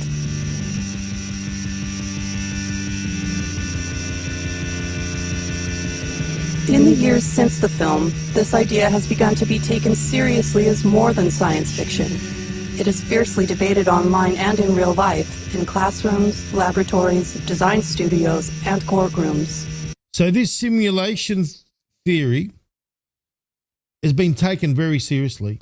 You've seen Elon Musk, how he speaks about it. This idea has been taken very seriously and is more than science fiction. It is fiercely debated online and IRL in classrooms, laboratories, design studios, and courtrooms. So the idea is, right, any sufficiently advanced civilization could create a simulation that's like our existence. And so the theory follows that maybe we're in the simulation. Have you thought about this? And a lot. Are we? I am actually in a simulation. And so are you. So are we living in simulation? I find it hard to argue against that possibility. Even he does. The one that tries to convince us that the world is a globe, even he does find it hard. If all of this is some kind of informational process running in some machine, the machine is not in this universe. It's somewhere else, and this universe is a consequence of its running.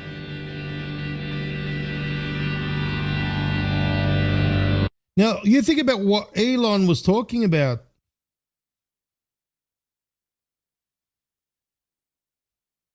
Connect the dots.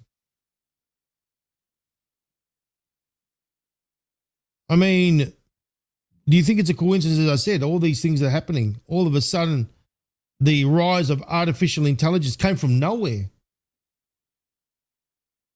Then you had all, Elon putting up all these things up there. Apparently he's got 10,000 lasers. What is he planning to do? Then the anomaly of the Matrix. They don't realize that they're in a matrix. The odds that we're in base reality is 1 in billions. Base reality, meaning as in that we're in a real reality. 1 in, what do you say, billions?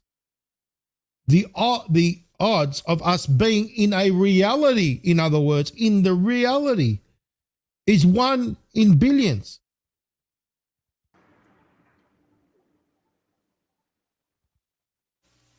The most influential statistics-based look at simulation theory was a 2003 article by Oxford professor Nick Bostrom.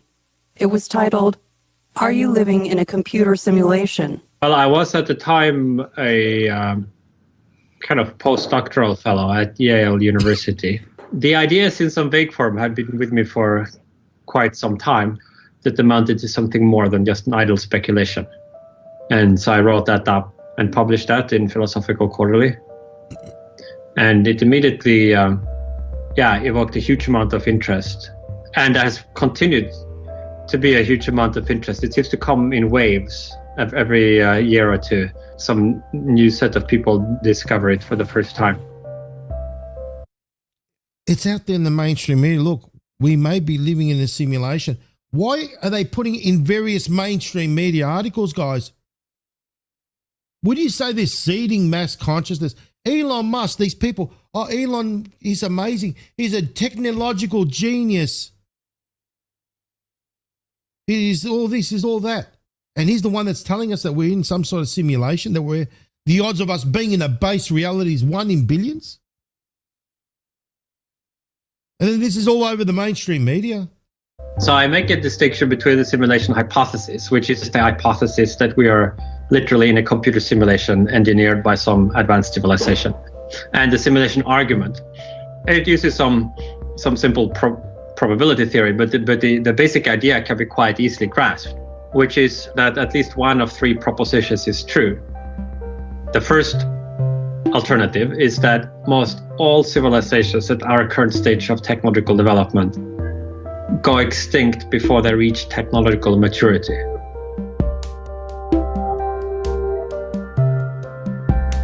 The second alternative is that there is a very strong convergence among virtually all technologically mature civilizations, in that they all lose interest in creating simulations of this kind. They all lose interest in creating access to simulations. And the third alternative is the simulation hypothesis, that we are almost certainly in a computer simulation. That's the one we're talking about, alternative 3, the simulation hypothesis. So if you reject these first 2 propositions, it follows that almost all people with our kinds of experience are simulated. And then conditional on that being the case, I argue, we should think we are probably one of the simulated ones rather than one of the non-simulated, exceptional, original ones. Right. This is where it gets pretty full on.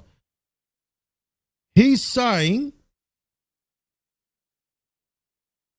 let's go here. When I see that Elon Musk keeps saying the same thing, and he just said it again, just recently. He just said it. Let me see if I can find that article. Elon Musk warns that the world is running out of people. Now, if we want to liken the world to being the matrix, the realm, whatever it is, and we go back to what he said here, in other words, the majority of us are not shall we say, how can I put it? Real people. That if we're in some sort of matrix, this is what I want people to comprehend. It's a very, shall we say, it's a hard thing to get your head around.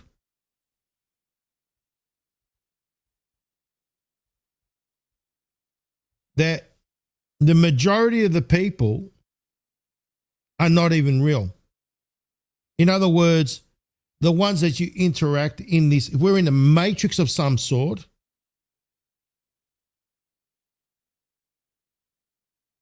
that the majority of these people are NPCs, non-playable characters. In other words, artificial intelligence.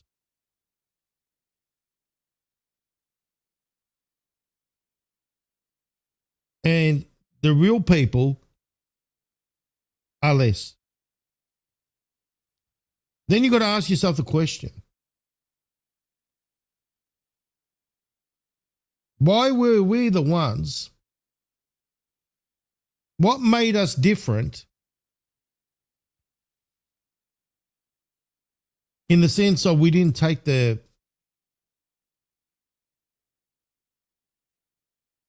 you know what I'm talking about, the VAX? Why were we different?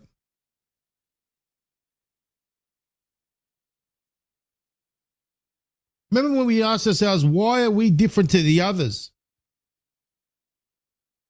Why can the others still continue to go on and do what they do? And we can't. We've been, it's like we've been awakened from our slumber. And then Q calls us, you know, that we're the ones that have been chosen as per, you know, what it says in the Q drops. You got to look at it from that perspective. I mean, what makes us different?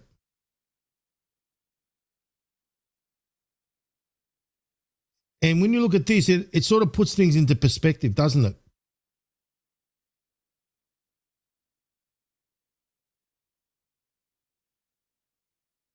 You see, this is where I'm saying I'm going to stretch your minds today. Let's continue on. The simulated ones, rather than one of the non-simulated, exceptional, original ones. There's one original world and many simulated worlds. Now you think about this. Everyone remembers back in the day when there was Pong, a stick and a little dot. And then 40 years later, we are living in some sort of photorealistic reality with artificial intelligence. That you put on these visors or whatever it is, Oculus, and it's like you're in another virtual world, simulated world.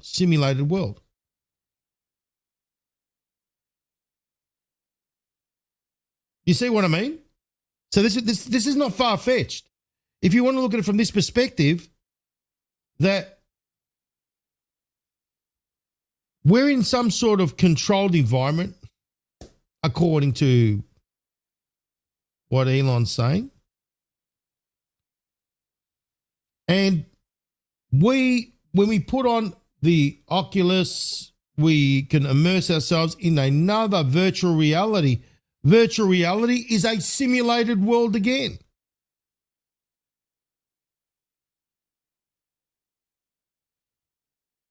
Let's continue on because it's going to get more and more interesting. Here we go. The strongest argument for us being in a simulation, probably being in a simulation, I think is the following. That 40 years ago, we had Pong, like two rectangles and a dot. That was what games were. Now, 40 years later, we have photorealistic 3D simulations with millions of people playing simultaneously, and it's getting better every year. If you assume any rate of improvement at all, then the games will become indistinguishable from reality. You see what he said? We started off with Pong 40 years ago, and look where we are now. Have a look at the rate of improvement. Have a look at artificial intelligence, guys. Have a look at the videos. They are so real. They look so real, don't they? And then all of a sudden, we've got all these realistic videos that we can put anyone to do anything. Now, it doesn't seem so far-fetched when you look at it from that angle as well, do you? When it doesn't. When you look at it from that angle, when you could see how we've had a huge burst in artificial intelligence. And think about this. What they're showing us to what they got are two different things. So what Elon is actually saying should make logical sense. 40 years ago, you had a little dot, and that was our, oh yeah, it was great. Atari came and all the rest of it. And then look at it now, ladies. Look at it now. 40 years later, we are got video realistic, photorealistic games, videos, the introduction of artificial intelligence, and then all of a sudden, in comes the ETs as well. What are they getting us ready for? That's the question you got to ask. If you go to what the Matrix says, the movie, The Anomaly is about bringing humanity out of its slavery.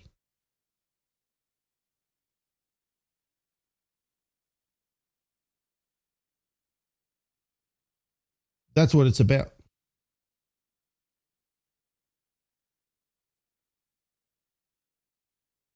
Now, can you guys, I'm going to stop there for a moment. Everyone's saying that I'm frozen. Can you see me? I'm frozen. Let me know when I'm not frozen, guys. Can you see it? Can you see me? So Rumble is frozen, but YouTube's not. Obviously, they don't like what I'm saying, do they, guys? They don't like, this is the glitch in the Matrix.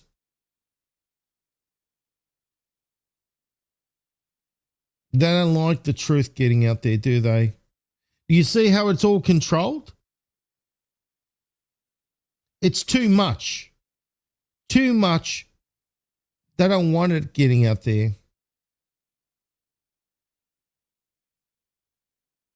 I'll just have to wait. Carol, are you there, Carol? Let me just see. I'm frozen. Here I'm not frozen. Let's just see, guys. Am I still frozen? Carol, are we good to go? Just let me know. Are we good to go?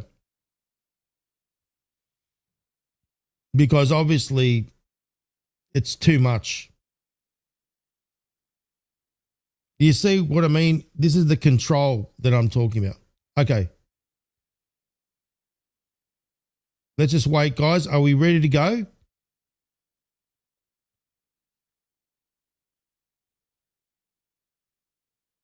Okay, thanks, Carol. So we're good to go. Right, so obviously they don't like that coming out, do they? Nope. It's too much. They don't want people to know the truth. I want you to know the truth. So you're seeing that Elon is about,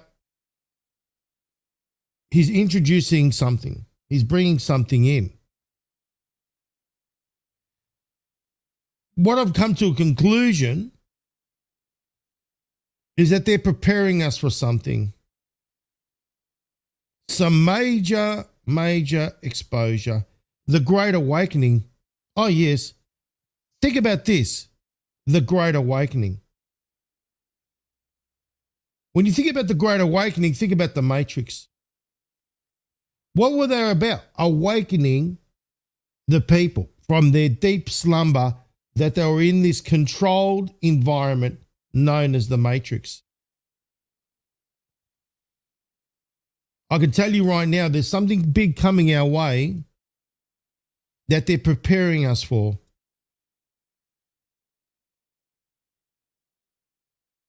That's what they're doing. And what we need to do, ladies and gentlemen, is have an open mind, have no fear. Have no fear at all. It's all needs to happen. We are living in some sort of controlled environment known as the Matrix. Q has said it. 749. Controlling the crops controls the people, the sheep. Might be reaching but throwing it out there. Coincidence? The Matrix movie grew people as crops used for energy. Did you know that President Trump, back in the day in his book, said that people are like batteries? Which is very interesting, isn't it? Considering the Matrix hadn't been released at the time. Used for energy and controlling their minds. Sound familiar? Wonder where they derived that idea from. Now comes the conspiracy label. The deeper we go, the more unrealistic it all becomes. The end won't be for everyone. That choice to know will be yours. Okay, Carol, I'm going to stop there again.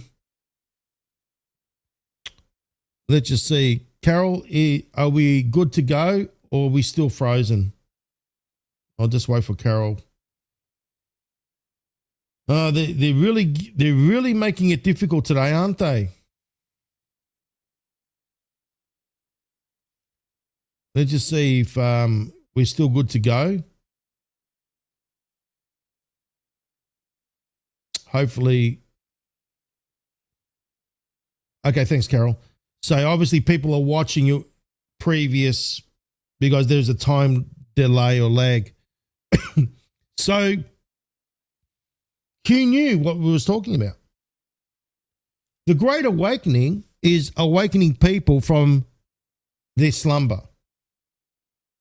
So that all makes a world of sense. Let's continue on.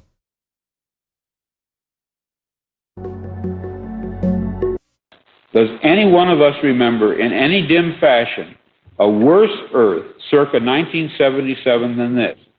Have our young men seen visions and our old men dreamed dreams? I have. Nightmare dreams specifically of prisons and jailers and ubiquitous. Now, he's talking, these are his books that he wrote. A Scanner Darkly. Now think about this. The same entity that played in the Matrix, Keanu Reeves, played in this movie, A Scanner Darkly, which was written and based on Philip K. Dick's book. The man in High Castle, he wrote books, guys. Minority Report. Some people claim to remember past lives. I claim to remember a different, very different present life.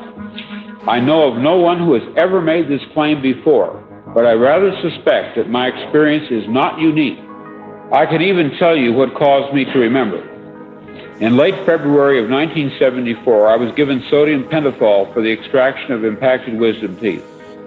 Later that day, back home again, but still deeply under the influence of the sodium pentothal, I had a short, acute flash of recovered memory. In one instant, I caught it all. You are free to believe me or to disbelieve, but please take my word on it that I am not joking. This is very serious, a matter of importance. I am sure that at the very least you will agree that for me, even to claim this is in itself amazing. Philip K. Dick wrote over 8,000 pages trying to understand the recovered memories he experienced in February and March of 1974, an experience he called 2374. This writing is known as the Exegesis. Contemplating this possibility of a lateral arrangement of worlds, a plurality of overlapping Earths along whose linking axis a person can somehow move, can travel in a mysterious way from worse to fair to good to excellent. Contemplating this in theological terms, perhaps we could say that herewith we suddenly decipher the elliptical utterances which Christ expressed regarding the kingdom of God, specifically where it is located. He seems to have given contradictory and puzzling answers. But suppose, just suppose for an instant, that the cause of the perplexity lay not in any desire on his part to baffle or to hide, but in the inadequacy of the question. My kingdom is not of this world, he is reported to have said. The kingdom is within you, or possibly it is among you. It was his mission to teach his disciples the secret of crossing along this orthogonal path. He did not merely report what lay there. He taught the method of getting there. But, tragically, the secret was lost. The enemy, the Roman authority, crushed it. When I saw Star Wars this morning, I thought to myself, déjà vu. Did you comprehend what he meant? Let me explain. He was putting it in theological terms. In other words, the kingdom of heaven is within you. We are connected to the kingdom of heaven. Now, what he said was that the Roman Empire were the ones to distort everything. We know that the Bible has been manipulated. The Roman Empire, we know what they are. Right? Emperor Constantine, Roman Emperor. He distorted the true meanings, the true teachings of Jesus. When he said, I saw Star Wars, it reminded me, déjà vu, of the Roman Empire.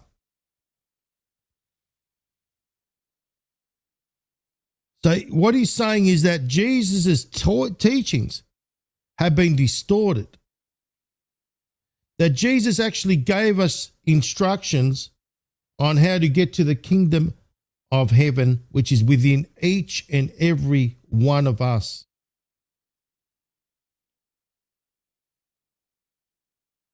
Let's continue on. He goes into a little bit more deeper. Merely report what lay there. He taught the method of getting there. But tragically, the secret was lost. The secret was lost because of the Roman Empire. The enemy, the Roman authority, crushed it. Roman authority crushed it. Well, have a look. We are, like I said, we're in the golden age of Rome at the moment. We've got to go into the golden age of America. Golden age of Rome, Roman Empire. Have a look. Who came from the Roman Empire? It was, what's his name? Rothschilds. I've shown you that before. Roman Empire. We've been under the slavery system of the Roman Empire, controlled and manipulated. The true teachings of Jesus were being distorted. When I saw Star Wars this morning, I thought to myself, déjà vu. And then you know who controls religion. Religion is control mechanism. It's a way of keeping us disconnected from source. The simulation idea has been around way before all of us started thinking about computers. The concept of people standing at the pearly gates and looking at their lives, right? What is that if not a debrief, if you will, after you get out of a simulation? There you go. What is it? A debrief after you get out of a simulation. Hey, Miller, look what I found. Wow. Realistic, isn't it, Mr. Miller?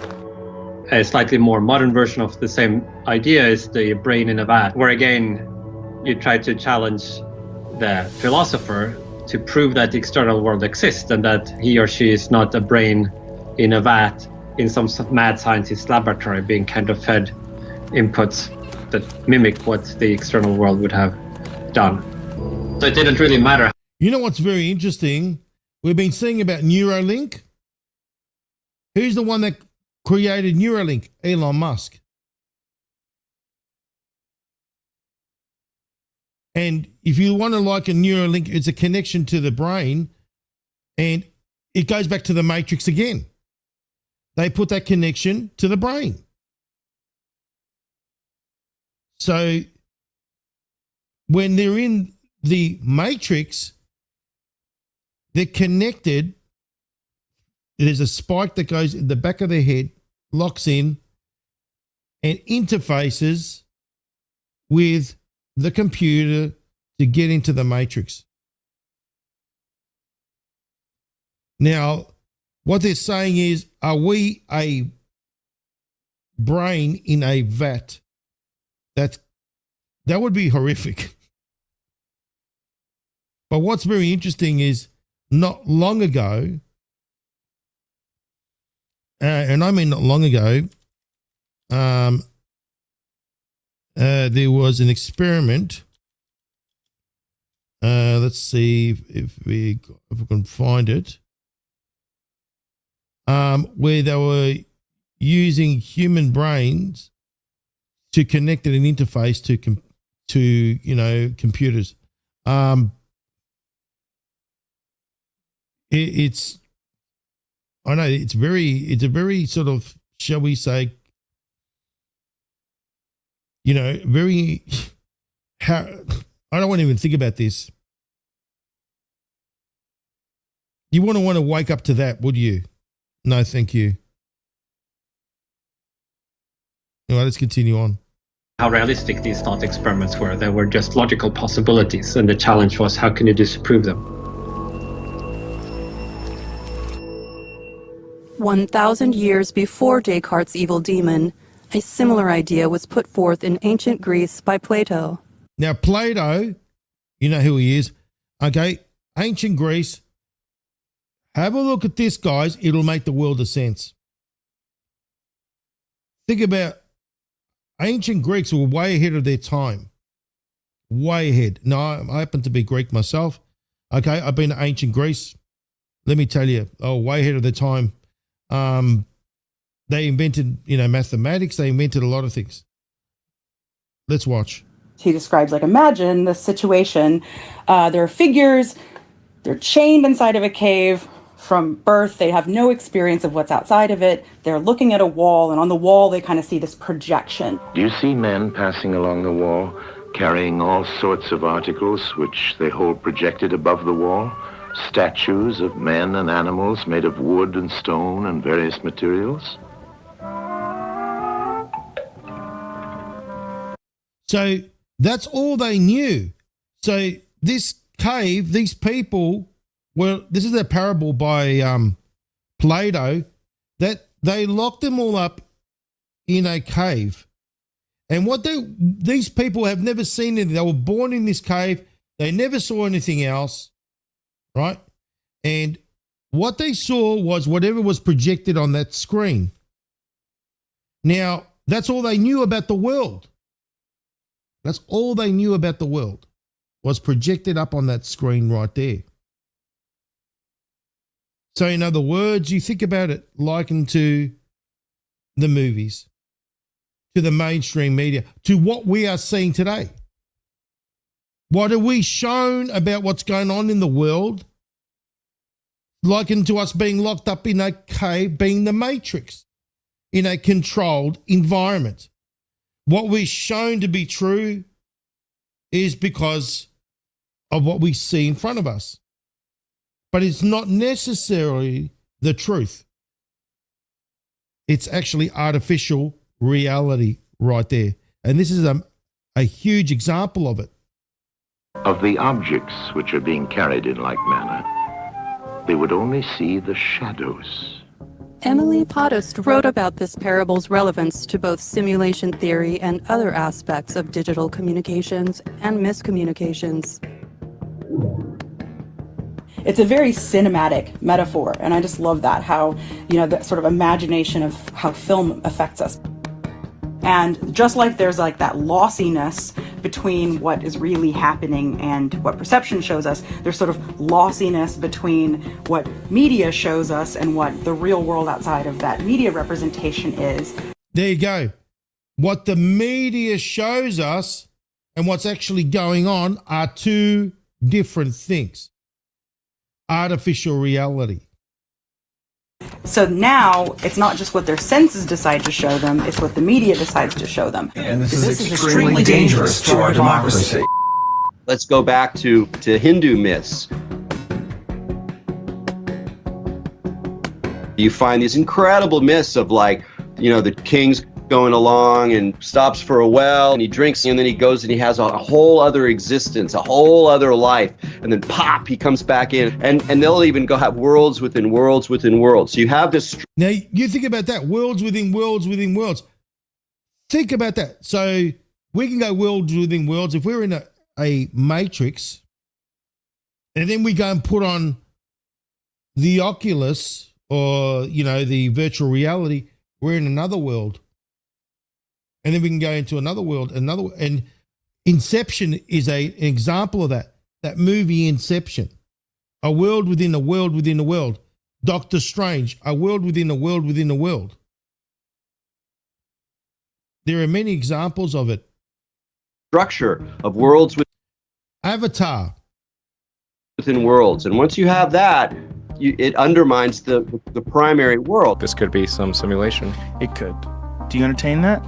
But then he gets to log off, go back to Artificer Heaven or whatever, and laugh with his weird extra dimensional friends that, hey, I was just playing around with that simulation again today. There you go. I was playing with that the singularity for this level of the simulation is coming soon. I wonder what the levels above us look like. Good chance they are less interesting and deeper levels are better. So far, even our primitive sims are often more entertaining than reality itself. Does everyone remember that game, The Sims? Right? Remember that game? We used to sit there, right? The Sims. We used to sit there and grow these things up and create our own world. Well, who are we to them? God. Can they see us? No. Think about it from that perspective. Minecraft. We create their world. Can they see us? No. Can they see the one that actually created Minecraft? No. Can we see our creator? No. So this possibility of us being in a matrix simulation, as Elon says, is very real.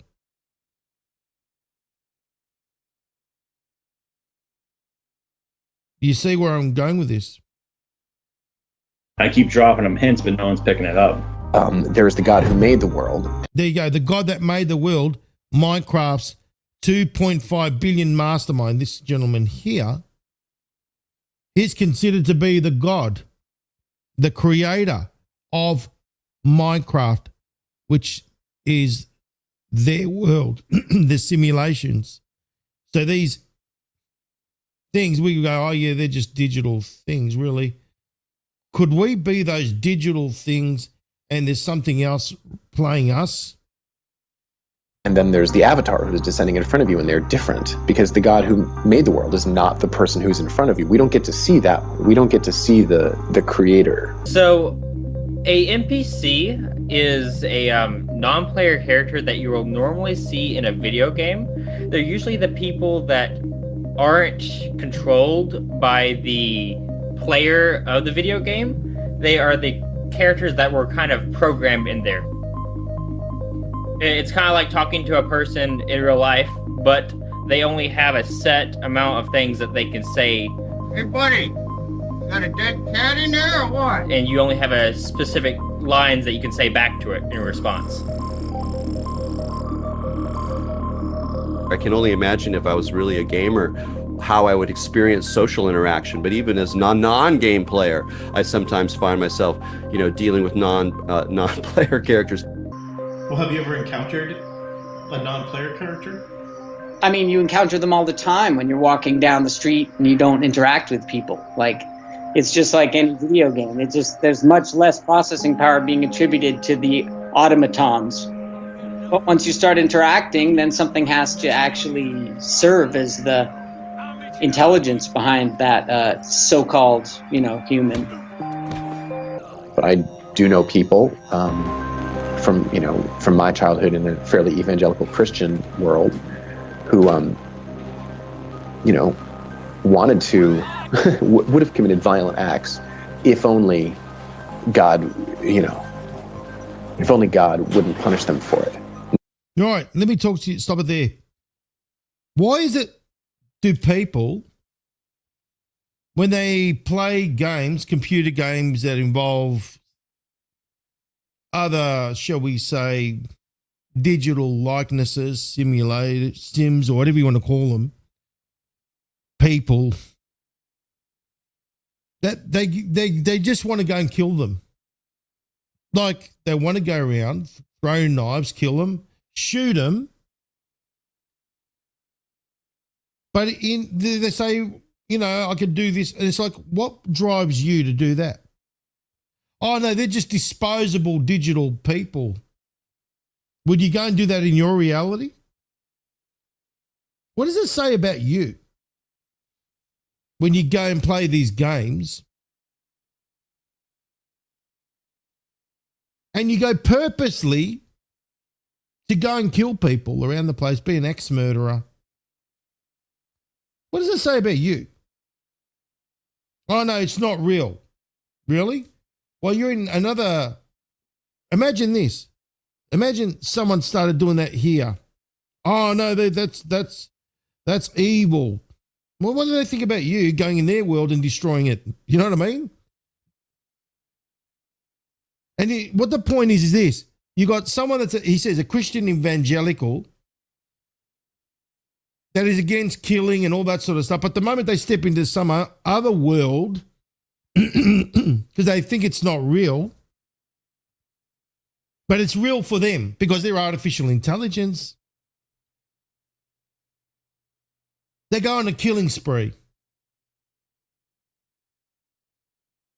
because there's no consequences. Anyway, let's continue on. Now, why it takes God to do that as opposed to one's own honor and self-worth and love for the neighbor, I don't know. But that was the case, right? Would you go and get a bulldozer and bulldoze people and kill people around the place? What does it say about you when you go into somewhere else and do that? I believe that this thought that we're living in a simulation, hey, you're a simulation, the nihilistic side of humanity, their first reaction will be then, well, it doesn't matter what I do to anyone else. Mm-hmm. Because I know that I'm real and I feel it, but if there's no proof that they're real, then what's the point of laws? What's the point of all this,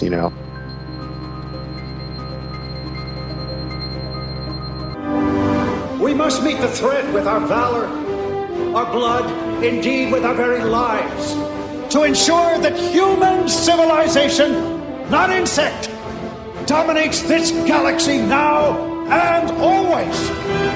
However, you end up sort of in that place where everyone you shoot at just kind of disappears and they were all pod people, and they weren't real, or the NPC meme, you get into a place where you kind of treat reality like these are digital, disposable bodies.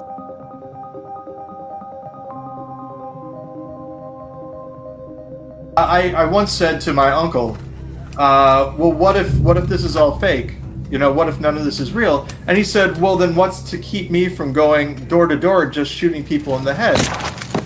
Or what's to keep me from, shooting you? And it always struck me as being, is that what you want to do? Is the only thing keeping you from doing that the fact that the world is real and there are consequences? It was just him on board. So this is a real story, guys. Now, I don't know if you remember this, but there was an airline employee 28, I think it was 28 years old, that stole a plane, didn't know how to fly it, and basically thought he was playing a game. Yes, he took it and crashed it into an island. Let's have a look. And he had no training whatsoever. And he started just flying around the coast. What the hell? Oh my god. What is happening right now?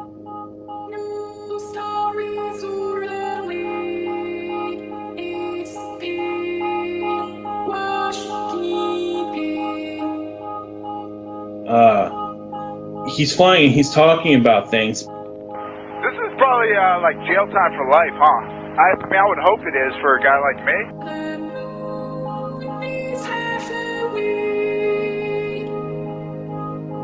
One of the things he's doing is he's kind of breaking people's perceptions because he's doing stuff like he's doing loops and whatnot.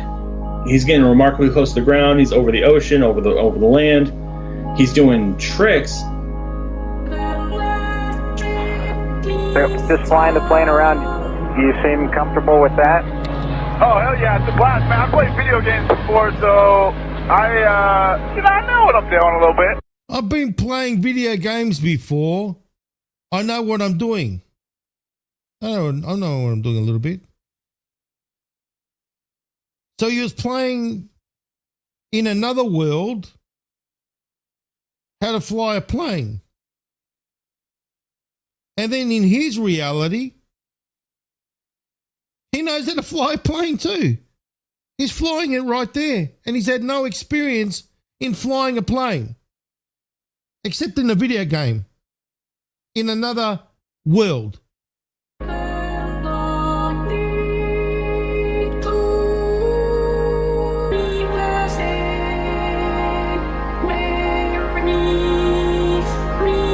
But yeah, there is a dark side. There's people out there who are going to be chaotic about it.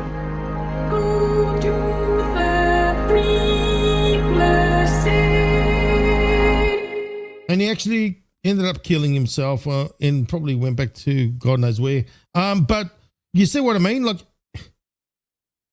he learned how to fly a plane in another world, in another simulated world. What we need at this point is to locate, to bring forth as evidence, someone who has managed somehow, it doesn't matter how, to retain memories of a different present, latent alternate world impressions, different in some significant way from this. Philip K. Dick might have been surprised to learn how common memories of a different present would become in the 21st century. If you remember a Kit Kat looking like this, then you could... Okay, this is called the Mandela effect. What that means is that, for example, does everyone remember Mirror, Mirror on the Wall? Who's the fairest of them all? Does everyone remember that in the chat? It was said in Snow White, right? Wasn't it? In the old movie, Snow White, Mirror, Mirror on the Wall. Who's the fairest of them all? Mandela effect means basically they remembered, and it's named after Nelson Mandela. So there are people that remember Nelson Mandela dying in prison, but it wasn't the case. In other words, something changed in the matrix. And there's a lot of people that can attest to this. So a lot of people, okay, get ready for it. Are you ready? Get ready to have your minds blown. living in an alternate reality. Welcome to Conspiracy Chat and that. Today's topic is the mind-warping, reality-bending Mandela effect. It's called the Mandela effect because hundreds and hundreds of thousands of people remember Nelson Mandela dying in prison, and that actually never happened. But hundreds and hundreds of thousands of people are like, no, I remember Nelson Mandela died in prison, but like that never happened. If you go back and literally find like a VHS tape of like Snow White from like 1998 and you put it in a VHS player, they say magic mirror on the wall. Tell me that you do not fucking remember Mirror, Mirror on the Wall. Well, that doesn't doesn't exist. Mandela effect, alternate reality, I think yes.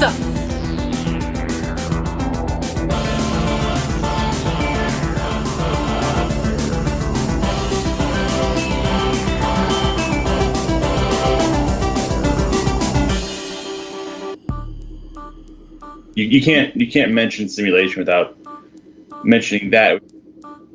The book he keeps all this stuff in is what's it called? Simulation and Simulacra. It's right there, beginning of the movie. It just throws it right in your face. So in the beginning of the movie, The Matrix, no one pays attention, but he's actually telling you from the very beginning, before they even introduce the Matrix, before anyone knows what the Matrix is, that you're actually in a simulation. Also, another indicator is the green filter that they used in the movie. So in the movie, you will see there's a green filter, a slight tinge of green whenever they're inside the Matrix. So there we go. That's the book there from the very beginning. But no one pays attention to these subtle hints. And the color of the book also happens to be green. That's all been done by design. And also, the color of money, ladies and gentlemen. What color is money? Well, we know what the world reserve currency is. It's the United States greenback.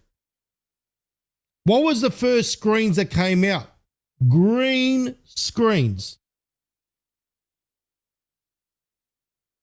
Right there, beginning of the movie, it just throws it right in your face. I don't think it's a system of people in pods somewhere else. I think it's something completely different than that. Are we a very special case that the entire reality is focused on? So they're trying to figure out what the point of life is, and so they just keep rewriting the universe. Basically, the idea is that you have two AIs, and they're competing with each other. AI number one is the forger. It wants to make pictures of human beings that look like human beings enough to fool someone. And then you have another one that's the inspector. The inspector's job is to tell the difference between fake pictures of people and actual pictures of people. That's very interesting, isn't it? Considering not long ago, we had this introduction of AI. Have a look. What Elon was saying is the rate of improvement. It's been, think about this. We've been, the earth is, I don't know, billions of years old, whatever it is. Have a look at the rate of improvement just within that 40-year span from Pong to where we are now. Deliberately done by design. Would you say this is all deliberately done by design to awaken a mass consciousness from, awaken people out of this slumber, the Great Awakening? You think it's a coincidence why all of a sudden we've got this huge leap in jumps and bounds into artificial intelligence, these exposures about extraterrestrials? Well, it should start making some sense. Number one, we know there are extraterrestrial beings that are obviously of high intelligence. So they're showing us that there are other beings out there. Then all of a sudden we've got the artificial intelligence element that's added to the mix. So we've got these highly intelligent beings that are a lot more intelligent than us. Then we look at we talk about the Truman Show, which is the dome. That's another matrix, that's controlled environment. Then they tell us you can't go to Antarctica, can't pass there because there's things there you shouldn't be seeing. Extra territories. God knows what we're in. And then we've got these 10,000 space lasers. And then we're talking about the anomaly in the matrix, which happens to be Trump, that is being put here for a reason to awakened humanity, and how it started with saying fake news and exposing fake news and bringing people out of their slumber gently. And then that's also mentioned in the Q drops about, oh, isn't it so far-fetched that we're in some sort of matrix? The truth won't be for everybody. It makes you start to think that there is a lot more to this. This has been done by design. And it's why I say to people, in order to get through what's coming, you better have an open mind. It's the only way you're going to get through this. And then it talks about the two AIs working together. Well, we know there's AI and AGI, artificial intelligence and artificial general intelligence. And all of a sudden we've got this thing about Anthropic, which is artificial intelligence that can think exactly like us or even a lot more highly intelligent. I'm saying this, that they're preparing us to show us what's really been going on.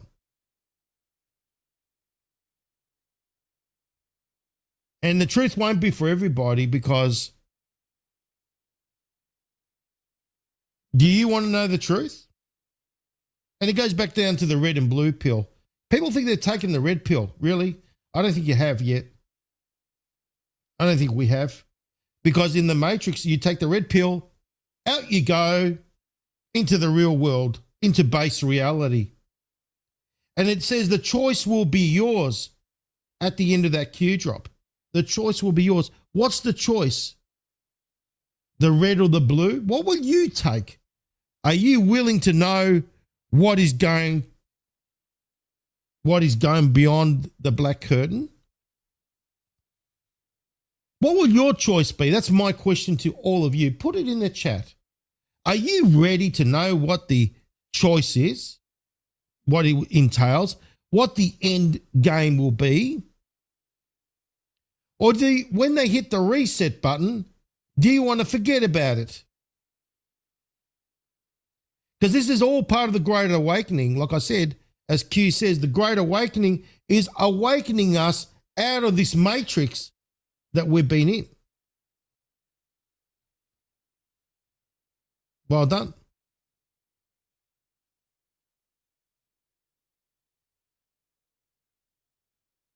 That's what I'm saying, guys. This is much, much more than what people think it is.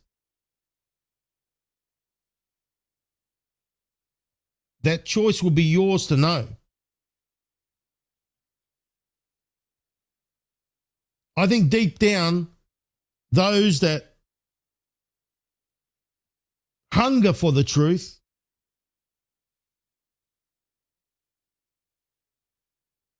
now, do you know why we're different to others? Because according to what they're saying, there's only if we're in a matrix, that there's only a certain amount of us that are real. And the rest are either NPCs or artificial intelligence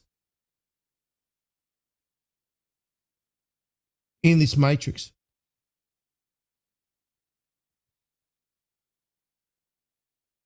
That's why it all makes sense.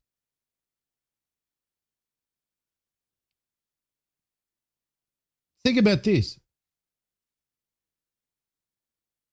You remember that movie I, Robot? Where you got these robots and cars that look like Tesla? Tesla, that wasn't around. The Optimus robots, those Tesla cars, they weren't around. That movie with Will Smith, this is what they've been doing in the movies, guys. These movies, these science fiction movies, have been done deliberately by design to gradually awaken us, because this has been the Great Awakening now, gradually awaken us out of this deep, whatever we are in.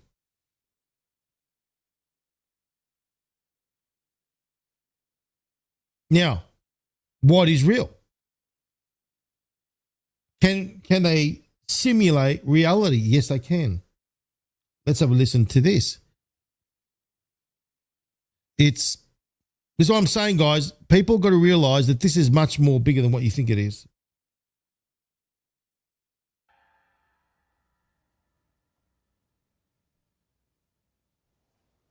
This is the construct. It's our loading program. We can load anything from clothing to equipment, weapons, training simulations, anything we need. Right now, we're inside a computer program? Is it really so hard to believe? Your clothes are different, the plugs in your arms and head are gone. Your hair has changed. Your appearance now is what we call residual self-image. It is the mental projection of your digital self. Digital self. This isn't real. What is real? How do you define real? If you're talking about what you can feel, what you can smell, what you can taste and see, then real is simply electrical signals interpreted by your brain. Electrical signals interpreted by your brain, taste, touch, smell. That's what we consider to be reality. That's all scientifically proven. You think it's a coincidence why Elon brought out about Neuralink? And then you can see that that came in the Matrix first. That connection, the back of the head, that's a Neuralink as well.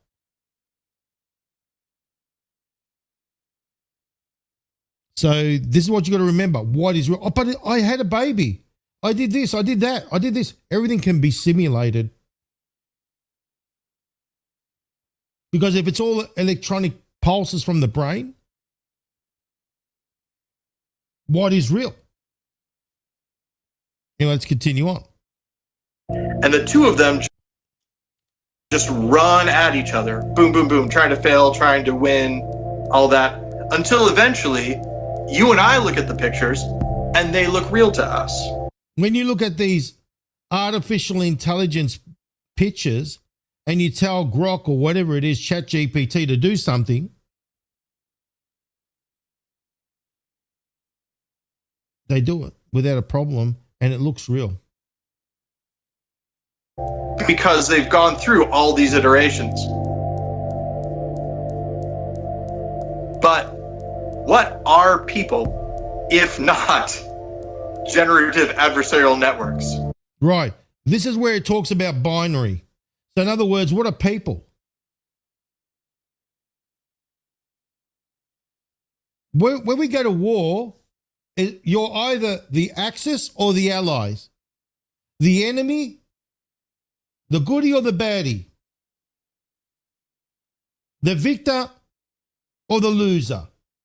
Everything is duality, binary, zeros and ones. Let's continue on. Cop tries to solve crime. Criminal tries to beat cop. Do you see the duality? The cop tries to solve the crime. The criminal tries to beat the cop. 0, 1. Binary. Kill you. You idiot! You'll need me. Hacker tries to hack a system. Programmer tries to fix a system. Audience gets jaded with this type of media. So somebody new comes along and tries to make something better. We're constantly getting back and forth at each other. If you look at social media, maybe this is why we're always arguing, because we exist specifically to refine and hone things. You think about this. He just said it. Social media. What was it created for? Well, to continue to make better simulations to refine and hone things in. What haven't you seen? Huge spurt in artificial intelligence, ChatGPT, Grok, all that sort of thing. Where do you think they got their intelligence from? They've been learning off us. How they've been learning off us? Social media. In the end, what do we want to create if not another simulation?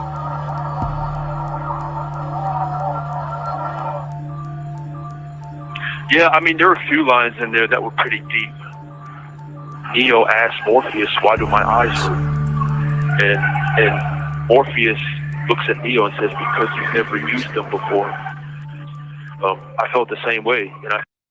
In that movie, The Matrix, he says, "Why does my eyes hurt?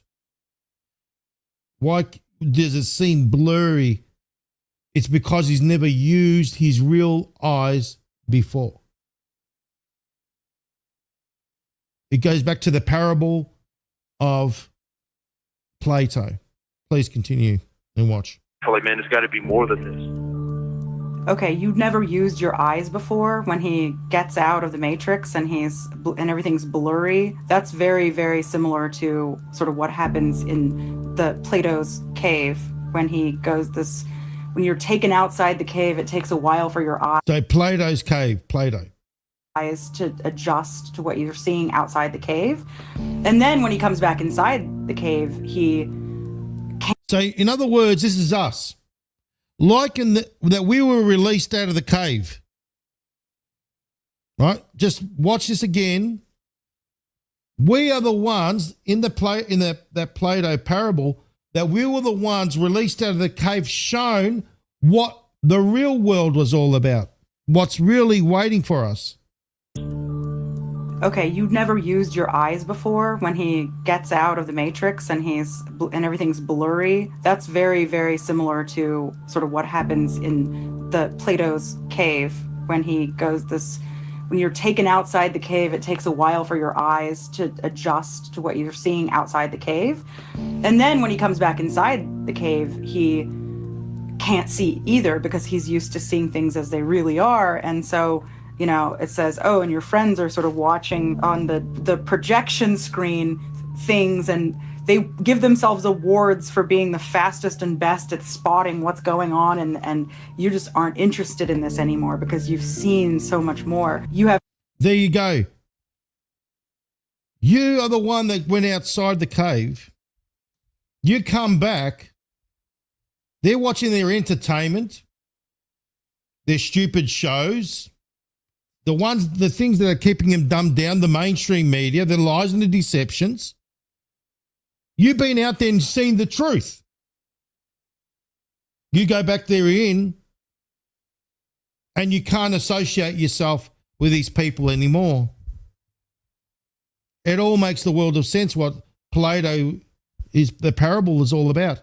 You can't, once you've seen what you've seen, once you know what you know, you try to go back to that little game of theirs, you can't. Once you've been shown the real world, you see things differently like that. That's how we are. These unique eyes to see what no one else can see, and everyone else is just like, they're just asleep. That movie, They Live, everyone else is asleep. When you put these glasses on and you see what the real world is all about, the glasses of truth, you can see what's really going on. And like the world that they're in, this boring, trite, mundane, this sickening world. I felt the same way.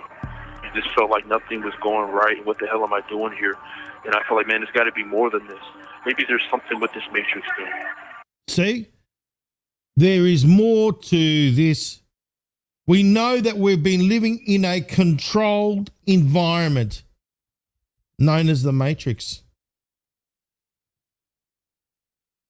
It's like the cave. You went out of the cave. You saw what was really going on. And there are people like, can I go back to sleep? You can't. You try going back to sleep with what you know. You can try and fool yourself, but you won't be able to fool yourself forever or for too long. That's the harsh reality. Once you know, you know. There's no going back. Maybe it's real. Maybe it's not so fake after all. You know, who knows? Juliana read Robinson's book about a world in which Germany and Japan and Italy.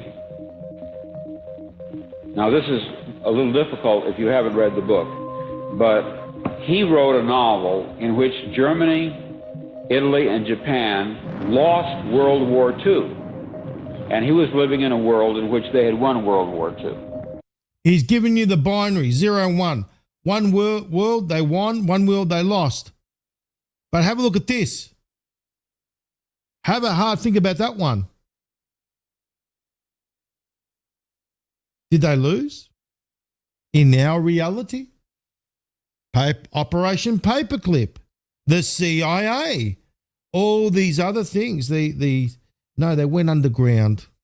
We know that's all coming out about, all the Nazis. Remember, it's all coming out of the CIA vaults. Hitler didn't die. You see what I mean? You could see the truth. When you know, you know. And he's given us the binary, the 0 and the 1. What if they lost? We'll live in a world of that. That's a possibility. It's another possibility, another world. How many different worlds and possibilities are there? Think about it. We call them dimensions, don't we? We call them dimensions, parallel universes, parallel realities where they live side by side, but different realities. After all, Crazio says they can control time and space. There we go. In one world, we had Japan running the show. In the other world, we had the Nazis. She felt she should tell him what she comprehended about the book. In other words, that his novel was true. One of the first things that a lot of science fiction critics remind you when you're talking about science fiction is not about prediction. But of course, people think about it. Now, let's have a look at this. The surveillance footage. So you've seen how these cameras exist where they actually are able to work out who you are. Facial recognition, all that sort of stuff. Before facial recognition ever existed, before a world where they use cameras to be able to work out your temperature and who you are and all that sort of stuff, Philip K. Dick wrote a book in 1977 that was called A Scanner Darkly, and that was created into a movie in 2006 starring Keanu Reeves. It was like an animation thing, but he portrayed exactly these things. My point is this man had a glimpse of what you want to call the future.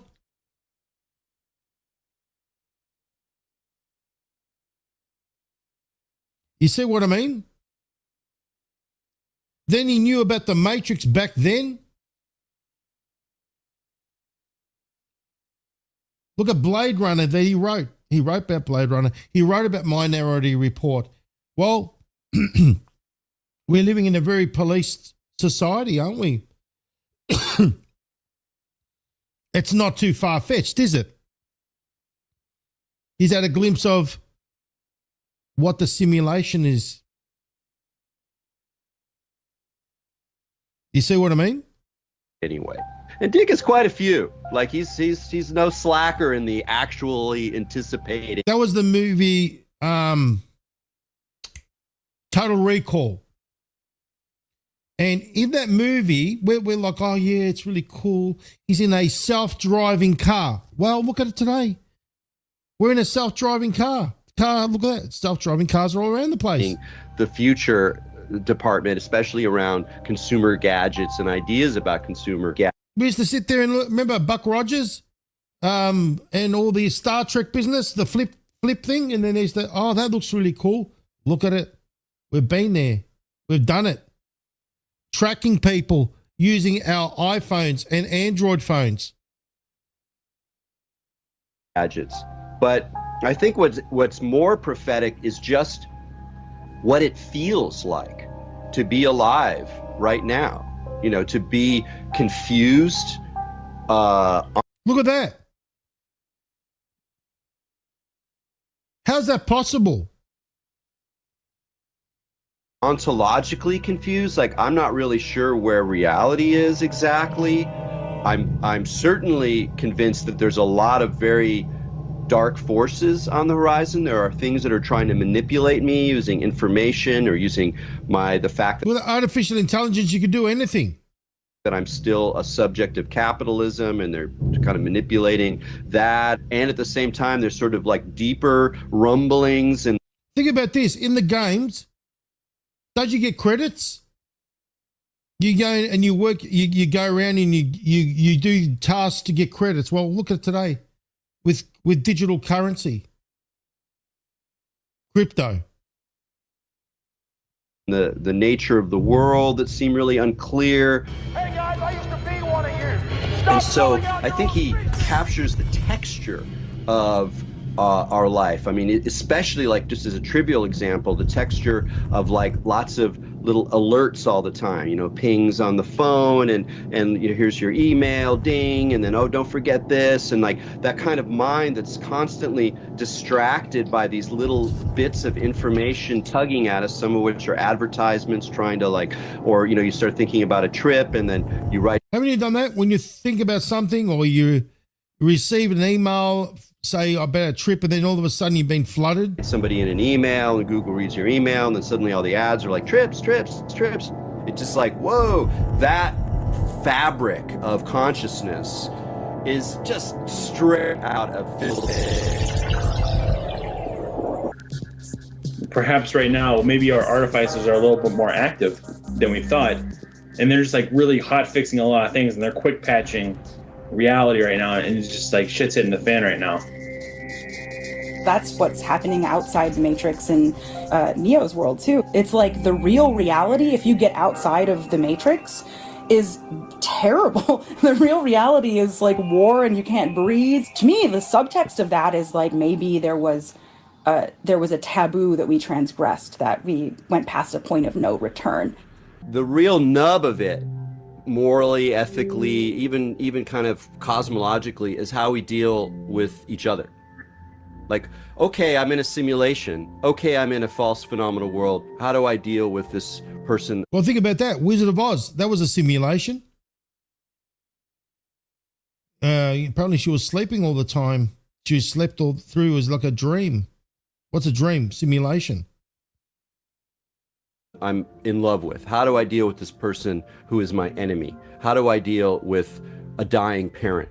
But if I have the hunch that this is a simulation and there are other people like me there who aren't just simulations, it puts weird pressure on my ethics. How do I deal with somebody else who's in a false world, but who's actually behind that avatar is someone like me that I really want to communicate with, fall in love with, bond together with? Throughout all of the texts, there's this very grounded empathy with. Well, do you think that they, you know, when I was thinking about that, and then all of a sudden you said it on your phone? You think that's a coincidence? No, it isn't. How are they able to do things like that? Oh, it's magic. It's computer magic. No. Maybe we're in a simulation, in a controlled matrix. People suffering under these false conditions. These very real portrayal, very sobering portrayals of human beings that are still, they have a heart And that heart is what kind of keeps you going as you suffer these various nightmare scenarios that he throws your way, including the ultimate one of just not knowing. And I think that that's one of the ways that people get attracted to simulation hypothesis, is because it seems to maybe solve problems, but I think it just makes the problems even more kind of poignant and in your face. Then wake up in an arcade in the year 3000 and put another quarter in and do another life on Earth in the year 2019, you know? There are these kind of fundamental metaphors about reality that we develop through being, humans moving through time and space on a planet. So the metaphor of the journey, life is like a journey. Well, another one we have, and we all have it, is waking up from a dream. We have this fundamental cognitive experience of shifting between ontological frames, sometimes quite abruptly, sometimes with intense emotions. And this is just stitched into us. So it's a fundamental hunch that we all have that the world is not what it seems. There's another world behind this world, or at the very least, this world is capable of falling apart. What if the simulation is like anesthesia? So in other words, you could be going through a simulation while you're having surgery. You could be, what does Elon Musk say about going to Mars? All we know, God knows what we are. We could be going through a simulation while we're traveling somewhere. Imagine, if you will, that you're going through surgery. Who knows? They're in suspended animation somewhere.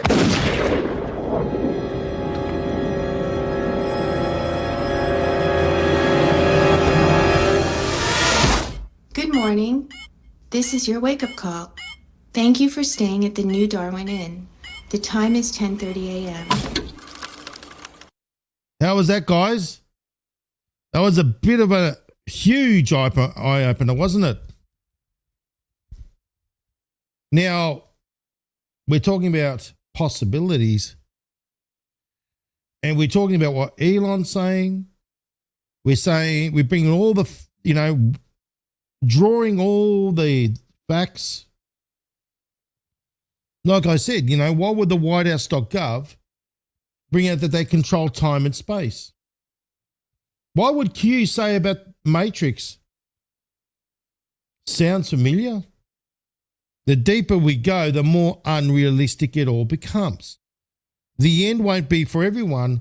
That choice will be yours to know. The question is, are you ready? Then you got, like I said, look at that. That's all Elon Musk. The Matrix will be reprogrammed on the 20th of Jan 2025. That happened to be President Trump's inauguration. We know that they spoke about the anomaly. That also comes from Elon's messages. The anomaly in the Matrix. The 10,000 lasers up in the sky. They don't know what's happening. They can't see the Matrix. Can you see the Matrix? They have no idea. They don't know they're living in the Matrix. And the Matrix is about to receive a major software update. That goes, major software update, right there. Didn't you notice the moment that President Trump got inaugurated, look at his previous administration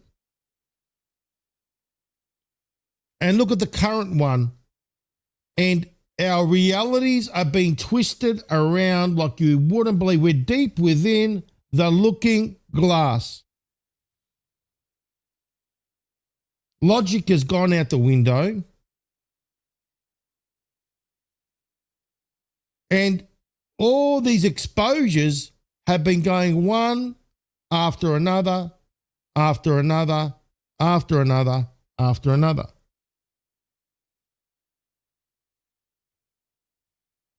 Now, like I said, it's all here. I'm showing you the facts, evidence, and receipts. I'm showing you and spending time in compiling and producing a presentation. Now, I don't care what others do.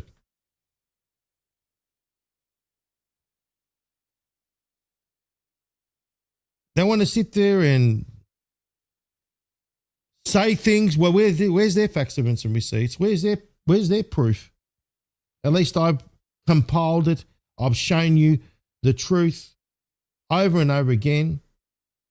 I've shown you how I've drawn to these conclusions.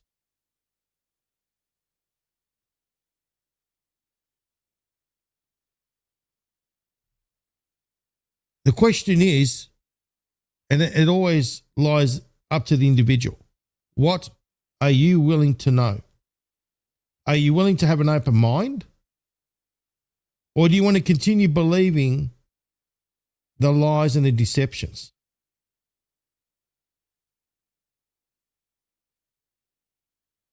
Do you want to keep believing the garbage that they push out there, all the fairy tales about, you know, the fake Nasara Jasara, the RV,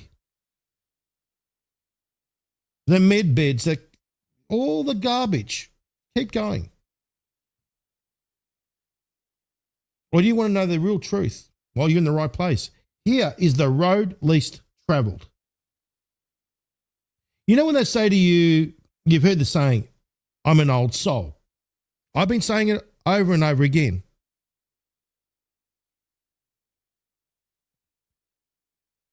Meaning I've been here before. This isn't the first rodeo, so to speak.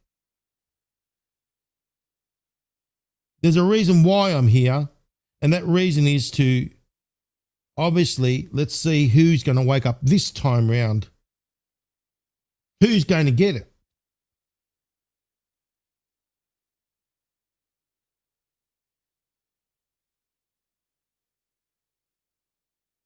Now, this is a matrix, a simulation. We've all chosen to be here for a reason. And that is, the reason is why we've all chosen to be here is to awaken humanity out of their sleep, out of their slumber. We've chosen to do this. People have got to get it. There's a reason for everything. Now, the Q drops are done deliberately by design to be able to awaken humanity and get them to use their logic. I mean, the ones that have, like us, that read them, that truly comprehend them, like me, I live and breathe the Q drops. I stand by the very morals and principles of the Q drops where others choose to sweep it. No, we don't want to know about Q drop 1295, 1296, 1297. We're here to make money. Now, if I was here to make money, I wouldn't be here right now. I'm here because I truly believe in Q drops. I'm here because I truly believe in this mission. What does Q says about the mission? Beware of false prophets. Because these false prophets, what is their mission? To keep you in a state of sleep. That's what their mission is all about.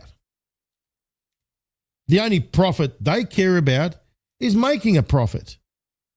Q drop 4964. Let's read that one. Because their job, like anything, it's binary. Zeros and ones. We're the one. We're the light. The zeros are the prophet, the false prophets. They want to keep people asleep. Be aware of false prophets. I am not a prophet. You are not a prophet. We are not prophets. Focus on the mission. I'm focusing on the mission and I'm trying to awaken people out of their deep slumber. We're all in this together. Where we go one, we go all. We are all in this together. There's a reason why we're here. Where we go one, we go all. You told us where we go one, we go all. Well, we believed you. We lived by it. That's right. We live by it. We breathe it.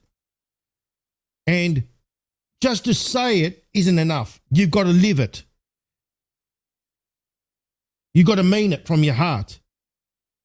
But like I said, ladies and gentlemen, those that are out there making money hand over fist, keeping you in a state of distraction, lying about lies, they just lie about everything.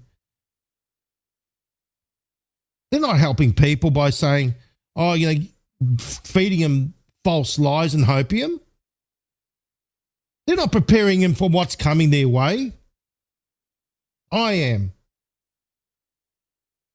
I'm preparing you. I'm giving you the hard take. I'm giving you the punch so you can all wake up. No one brings on shows like this. You know that for a fact. And that's why I said it's very important that I bring on Trump the man so you know who President Trump is. He is necessary and how he came to be. Also, I want you to know there's an attack on Q done deliberately by design to make people believe that this is some sort of psyop, which it isn't, because Q uses the Socratic method, which is to get you to think for yourself. That's not a psyop. A psyop is something that pushes a narrative. That's exactly how it works. But there's also those dark entities, those false prophets that use Q for their benefit to enrich themselves beyond their wildest dreams and to keep feeding people garbage and hopium. I want to empower people. I don't want to sit there and feed you garbage. So, hopefully you got a lot out of tonight's show. Please don't forget to hit the like button, comment. Let's share this all around the place. This needs to get out there far and wide because people need to know the truth. And like I said, there is no coincidences. They don't exist. How many coincidences, as Q says, before it becomes mathematically impossible? Mathematics, logic, possibilities. I want to say thank you to Carol, thank you to Soren, and thank you to all of you. God bless you all. Thank you.